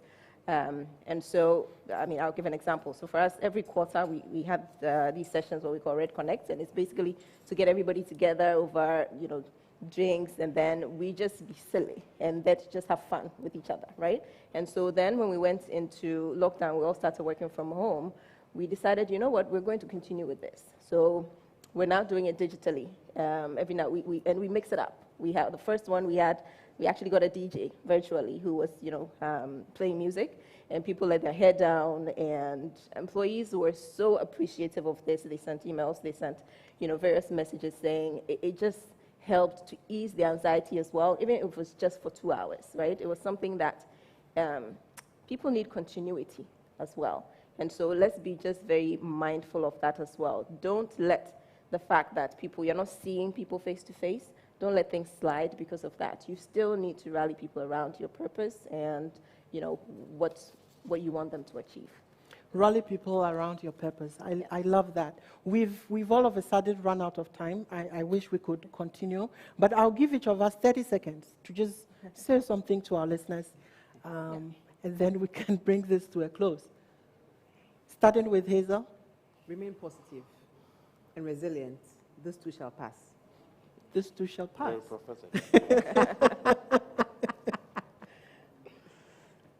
Yeah. I think employees should begin to think of how to retool themselves, and for those in leadership should be focusing on being, showing resilient leadership, being able to withstand the test of time, really. Yeah. And finally, Ashioka. Yeah. We have all been disrupted, like it or not, by COVID-19. Our businesses have transformed, and we can't go back to business as it was, right? Things have changed. I mean, I'll give you an example. I hired an employee before the lockdown. I had the employee in the UK, and so, of course, they weren't able to come back. And so we were able to set them up very quickly, and they've been very productive working from the UK. And so these things we have learned because of COVID. We can't go back to business as usual. We have to take the learnings and then go back into the future with these learnings and transform our business. Yes, we weren't the ones to start the disruption. It has been forced on us, and so we have to look at what we can take from this in order for our businesses to thrive and survive. Oh, good news. I have just been told by the producers that we have some more time. So we can so we can continue. Now, assuming there's a company that has not coped too well, and worst of all, has taken, call it not quite good decisions. Let me just call it bad decisions. And so it is making an already worse situation much, much worse. How would we help such an organization? Because I want us to look at the recovery aspect of this. The impact came, bam. Some organizations were ready, they took care of it. Some also wobbled and made mistakes. Those who did not take the initial impact too well, how are they are supposed to recover? How do we help them? Roland? Extended time. Okay. I think if an organization did not or was not in a position to be able to withstand the COVID pandemic, and anybody, I'm sure, be Hazel or yourself, anybody is going to help them. It's about looking at 5 main things to me. Okay. So first, you want to look at what strategy did they have, prior to this. You want to look at what processes did they have in place, which of course we'll go cover all the COVID and stuff. You want to look at even the structure of the organization. Is that you have a lot of people working in different locations or all of that. You also want to look at the people. I mean, even to the extent of trying to determine to what extent are they even tech savvy? Because if my company is made up of people who are necessarily don't need to be educated because they're all factory hands, what has technology got to do with this one? And so I think I've talked about technology, strategy, structure, the process, and the last thing is definitely the people. So I would want to look at these 5 things and trying to figure out how they are all aligned towards where the organization needs to go. And remember, to be able to help an organization is not always about helping it to bounce back to where it used to be on its own. Sometimes it's just time to tell the business that you need to begin to look at partnering somebody. okay, maybe where you've gotten to, those are the time to start thinking of bringing in somebody to help. Maybe where you've gotten to, maybe it's time to start thinking of, well, family business and probably go public. So the solutions will be different, and like I keep on saying, depending on what you find after you assess what the current situation is. Great. Hazel. I would look at it from the context of resetting yourself again. So going back to the basics, what's my vision, what's my mission, my strategic objectives, and who are my stakeholders? So stakeholder mapping, plus looking at the larger ecosystem and seeing where I was before the crisis and what made me crash. So doing problem solving by really, unpacking to find out what the problem areas are and begin to solve them one by one. And also in terms of the bigger picture, can I continue doing these things the way I've done them to survive in the future? If the answer is no, resetting and thinking differently about how to approach the new normal. So it's about really taking time to reflect on what wasn't in place that made us crash versus how do I bounce back. Also thinking about, do I want to bounce back in the same industry or in the same type of business, or I want to diversify, or as Roland also said, do I want to begin to partner or even be taken over so I can get some capital and start afresh in a different way. So there are various options, but the most important thing is about thinking reset. Yeah. Reset for the new normal and taking off from there. Okay. Yeah. Most of the time, we tend to move on from failures onto the next thing without having done, a sort of postmortem on what happened, right? So this is where I wanted to get to. This is where I ended up. What happened, right? How did we get it so wrong? And like Roland said, don't be afraid to get help. It doesn't have to be an expensive consultant who's coming to quote, thousands of Ghana cedis. Get help to understand the scenario. This is what happened. These are the failure points. And this is what we need to do in order not to repeat these things going forward. It's very, very important for us to do the postmortem to understand what happened before you can move on. Great. I've just been notified that we have online Mr. Mark Bedu Abuaje, CEO of Ghana National Chamber of Commerce and Industry. Mark, you're welcome.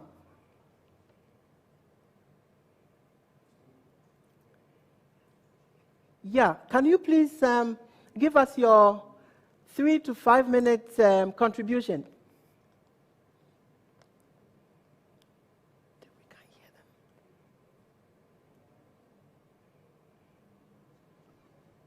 Can you hear me? Yes, we can hear you now. Please go ahead. Okay, thank you very much. And let me say congratulations to your panelists for the good work done so far. I think the effect of this pandemic is just obvious for everybody on the surface of the earth to know. The devastating effect is very huge and enormous on businesses. You realize even within the businesses, the effect on SF and the big businesses are not the same. We did a survey quickly and realized that the SMEs are really hard hit with this pandemic. And then because they don't have the financial muscle to survive over a long period of time with the reduction in their revenue and increasing costs, most of them have collapsed. And once the businesses are not there, it means the employees and the workforce also have to go home. So the anxiety within the SME sector is very high. Because the mere fact that we hear a business next door has collapsed and people have been sent home, send some application within those that are close by.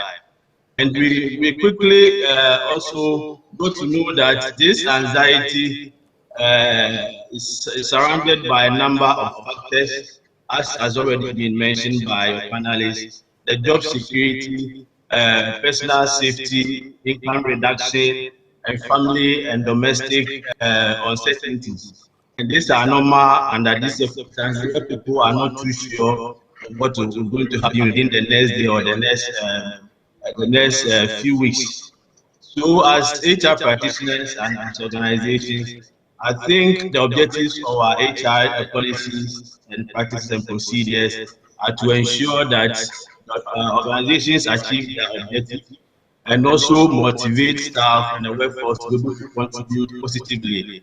And so it's about time that we accommodate some of these current situations, the anxious moment, into our HR policies, procedures, to ensure that we give some level of confidence and assurance to the workforce that this is the situation that we have at the moment. Of course, communication is very key, as has been mentioned by the other panelists. It's important that we are open, more transparent, and explain to the workforce the situation that we find ourselves, level of our income, what is our cost, what is going to happen within the next few days. So this workforce can also factor some of this information into their plans. So you wake up the next morning and you tell them that such and such people are going home. At least they have a fair idea that the business is not doing well. We are not sacking you, but what we are seeing is that take some few days off, and when things stabilize,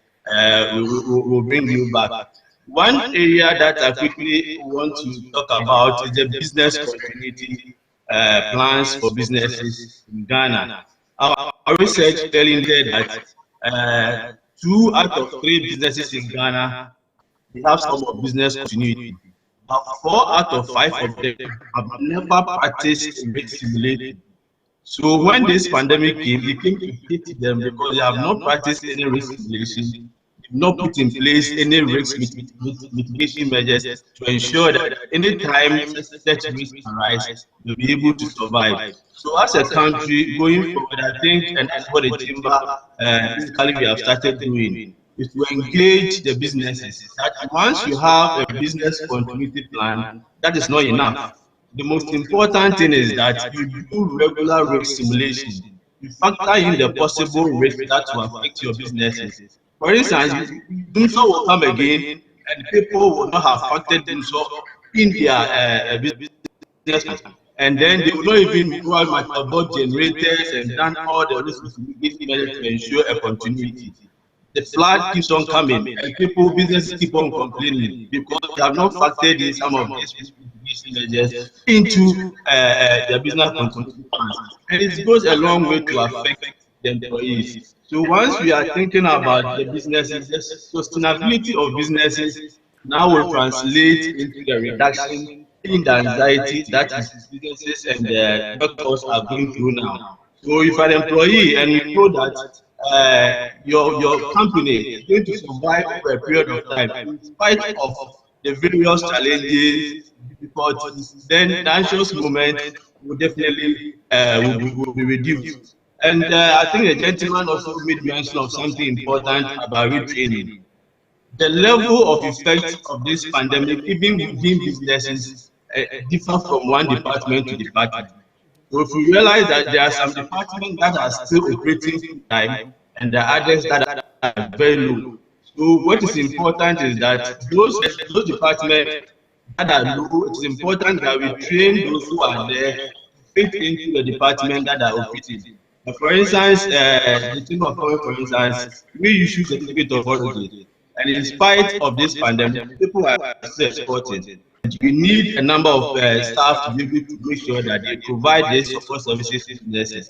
So we have trained people from other departments to ensure that that department, which is running fully, they have all the staff that they need to run. So if you are within such an organization, you are not too anxious that you are going to start. The other departments are working, and you can be trained to fit into those departments. What we have done from the point of view of the Chamber for businesses also is to ensure that we provide information to such businesses. So if we organize a number of programs, that is to ensure that the businesses they survive this difficult moment, and then they are able to also sustainable and good after the COVID-19. So we've done something on tax, we've done something on financing, we've done something also how we can stimulate local production. Because if you realize that this is an opportunity for us as a country to transform our economy from an import dependent to an ended economy. When we do that, it means businesses are expanding, they are going to employ more people, and then those who are being laid off from other organizations can now be about the businesses that are expanded. And that, I think, will reduce the level of apprehension that employees are also going through. So, in a brief, I think the issue has been well discussed, and we are looking at the way forward. We don't actually know when this pandemic will end, so I will encourage businesses that it's about time that they take a serious look at the business continuity plan. It's about time they also look at how they can put in place measures to ensure that it gives a level of confidence to the employees, because they are very critical to the success of every business. And once you lose them, you don't know who will go for them. So you don't just get up and sack your staff because businesses are not doing well. Find a way. Some will have to go and leave. You do that. If you have to run a shift system where some will come for a given period of time, so you are able to maintain this critical staff within your organization for survival and to ensure growth. Thank you very much. Thank you for joining us. And I'm particularly interested in what you mentioned about employees that are being laid off. And I believe we would take the conversation a bit further. Thank you so much, and keep listening. That was Mark Betu Abuaji. He's the CEO of the Ghana National Chamber of Commerce and Industry. Thank you, Mark, for joining us. We've had a few questions from our audience online.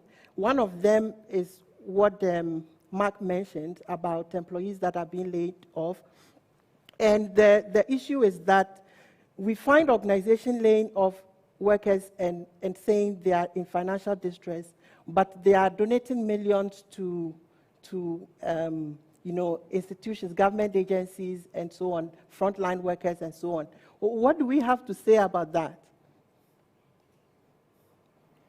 Yeah, I think it goes back to what I was saying about, being responsible as the CEO, as the leadership of the organization. You have to be responsible in what decisions you take around this time. I mean, is this the time where, if potentially you're going to lay people off, is it the time where you're either getting a brand new car for the CEO, or, you're doing other things that are so glaring for employees to see that the focus that you have is not on your employees.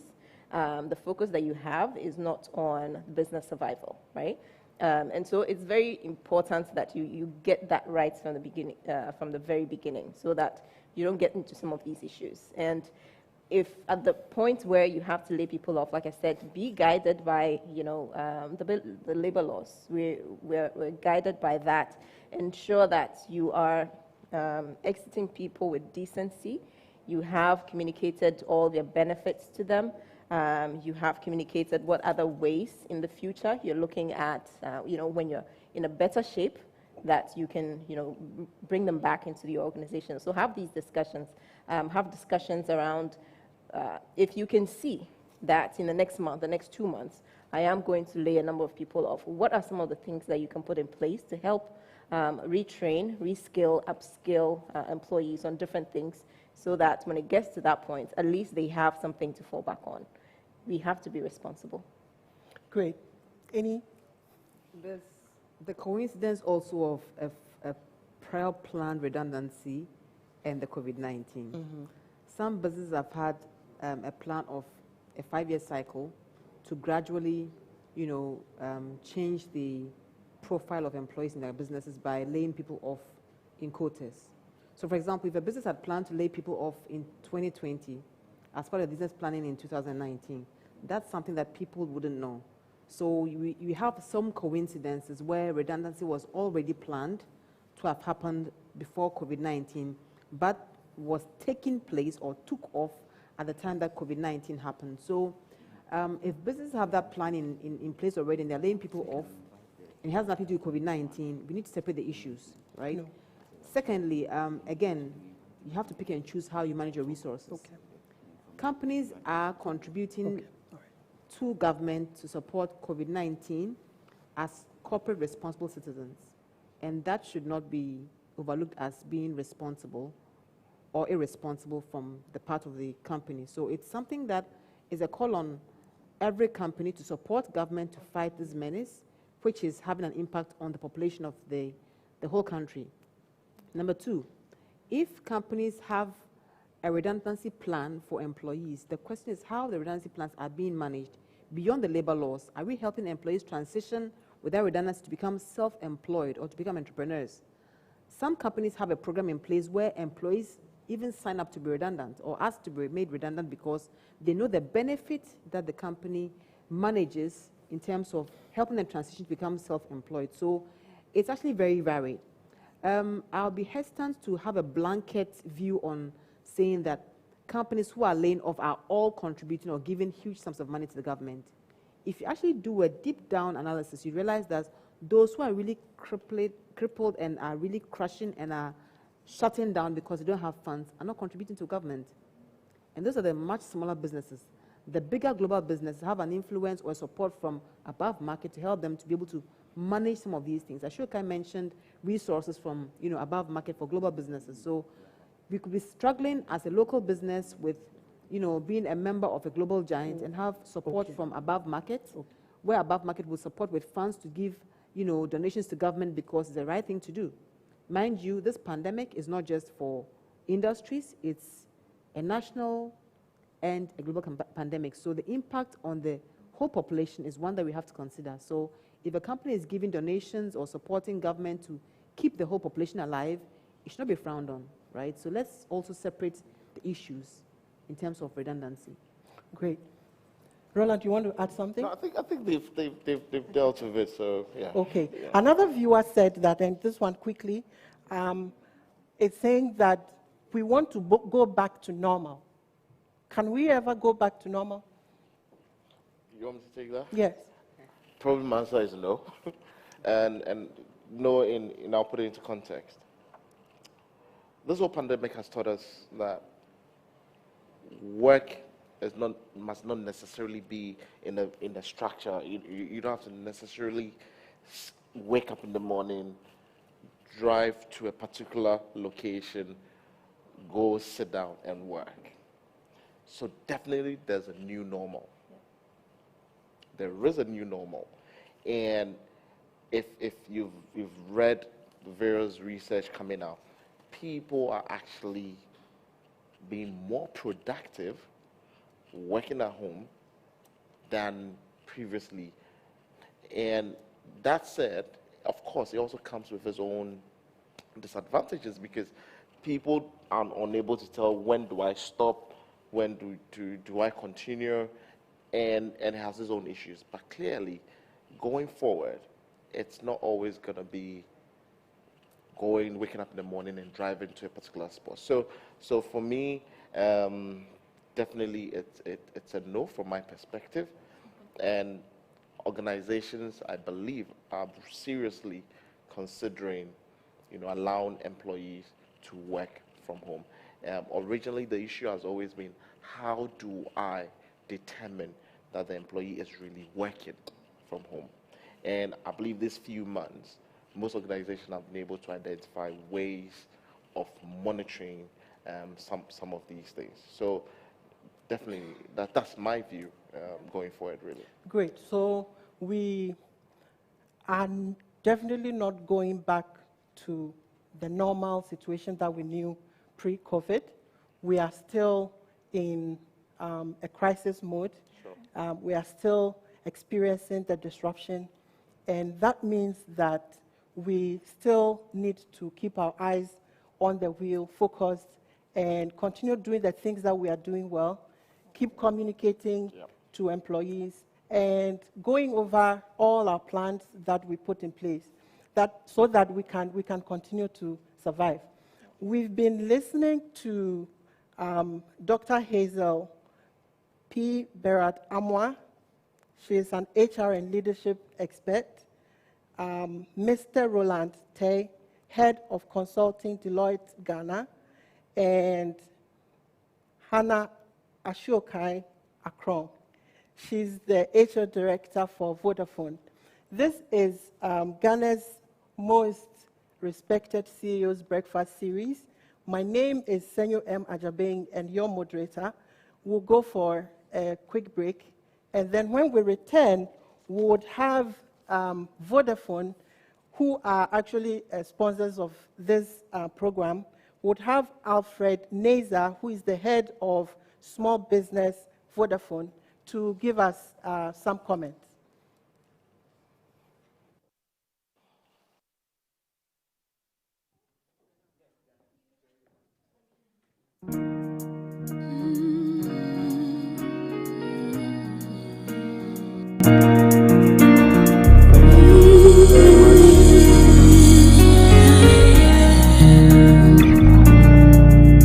It's crazy that I cannot shake your hand, hug you or sit close to you, my friend. Can we return? Can we just turn back time again? It's crazy we can't be so close again. Will this end all of this pain?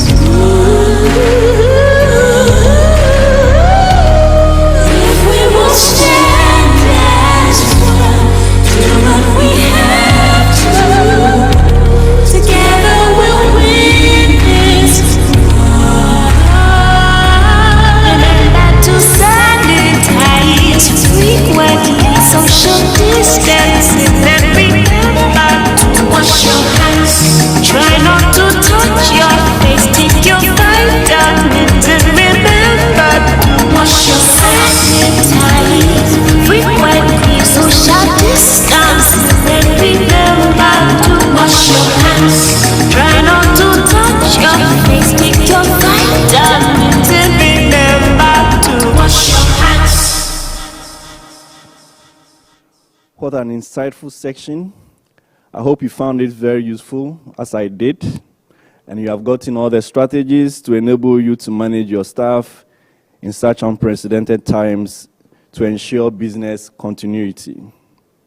I would like to thank our partners, Business and Financial Times, and all our panelists for yet another successful execution of the CEO's Breakfast series.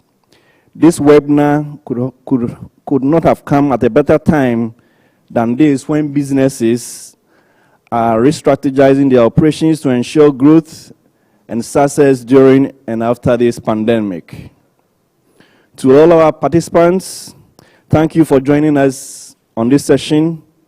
Thanks for your active participation that has made this webinar a success, and we look forward to bringing you more lucrative success and sessions in our next series. We will continue to support the growth and development of our SMEs, especially at a time when there is an increased need for our workforce to work remotely. We have helped most of our customers by giving them data and core packages that enables their workforce to work from home, and communication tools that enables business continuities while they are staying safe at home. We have helped our educational sector by making access to their content free to their students. We are delighted to introduce our new products, Business Online. Business Online by Vodafone Ghana brings together all the elements required to build a brand and grow your business online. Our web expert will design, build, and maintain your online presence, tailoring it exactly to suit your needs and helping you to reach out to the wider customer base. We look after your business online whilst you keep your focus on business as usual.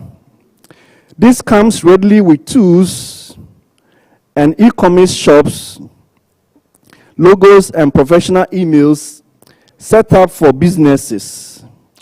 All you need to do is to contact us via 030-233-4040 or visit our website vodafone.com.gh/business.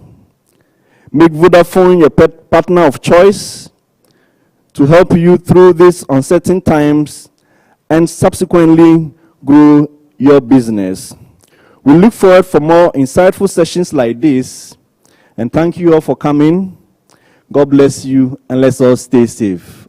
This one too shall pass. Thank you.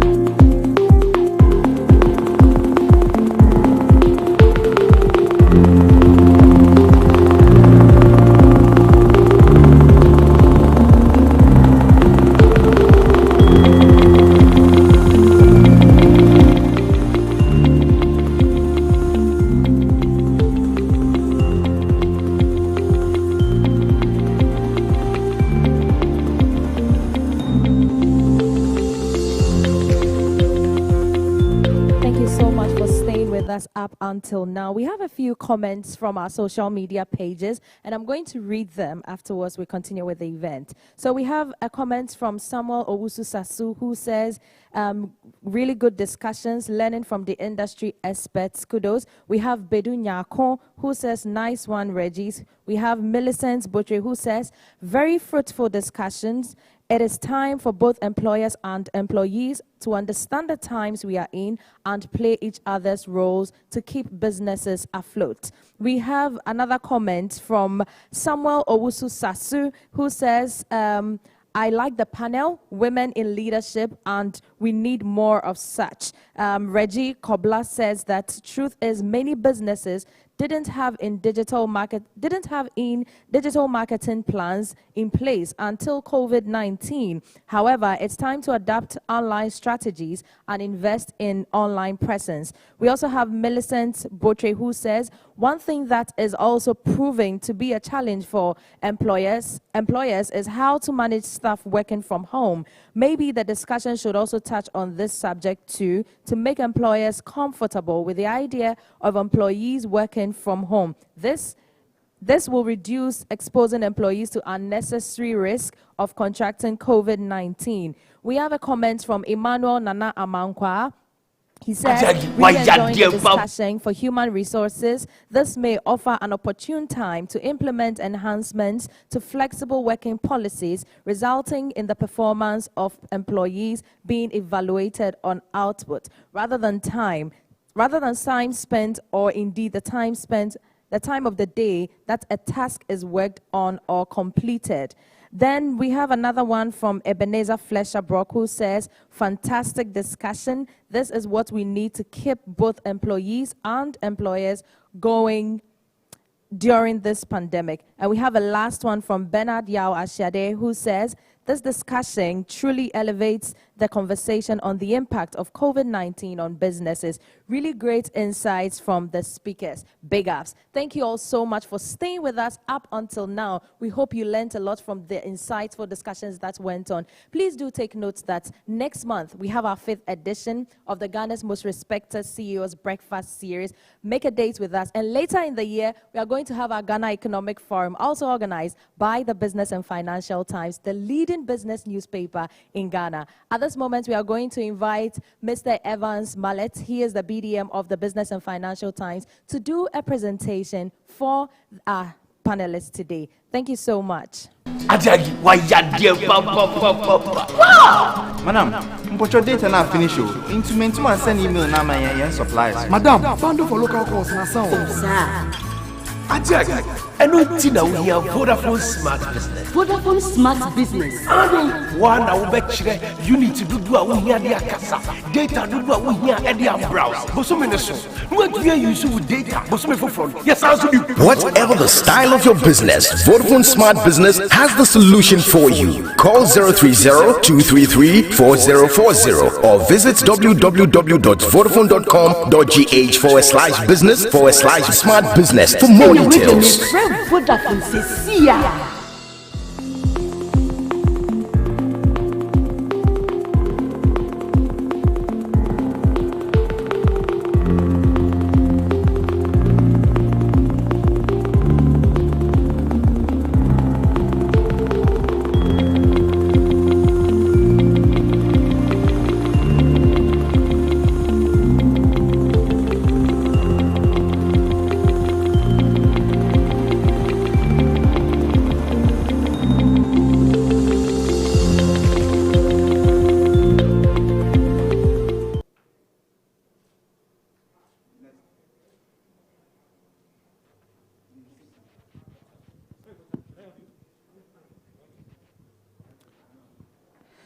Thank you so much, Dr. Hazel Amwa, for taking time off your busy schedule to be with us here today. We have Mr. Roland Tay. He is the head of consulting for Deloitte Ghana. Thank you so much for making time for being with us here today for our event.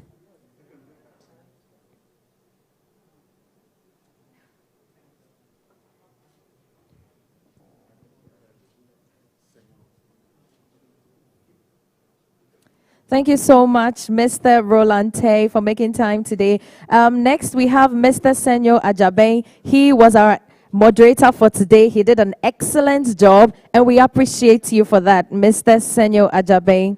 Thank you so much. Mr. Senyo Ajabe is a labor consultant, a mediator, and an arbitrator. Thank you so much, Mr. Senyo Ajabe.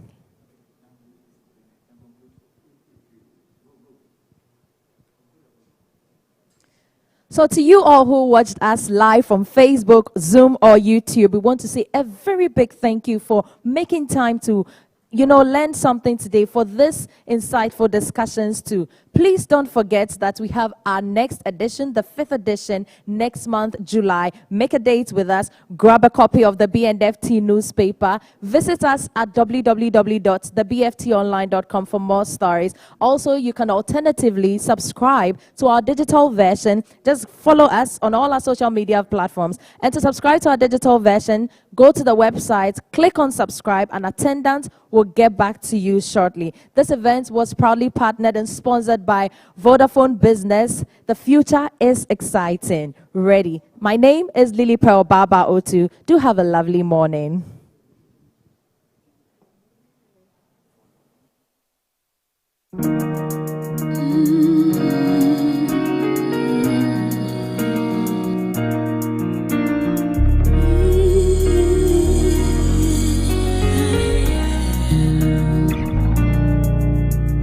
Crazy that I cannot shake your hand, hug you or sit close to you, my friend. Can we return? Can we just turn back time again? It's crazy we can't be so close.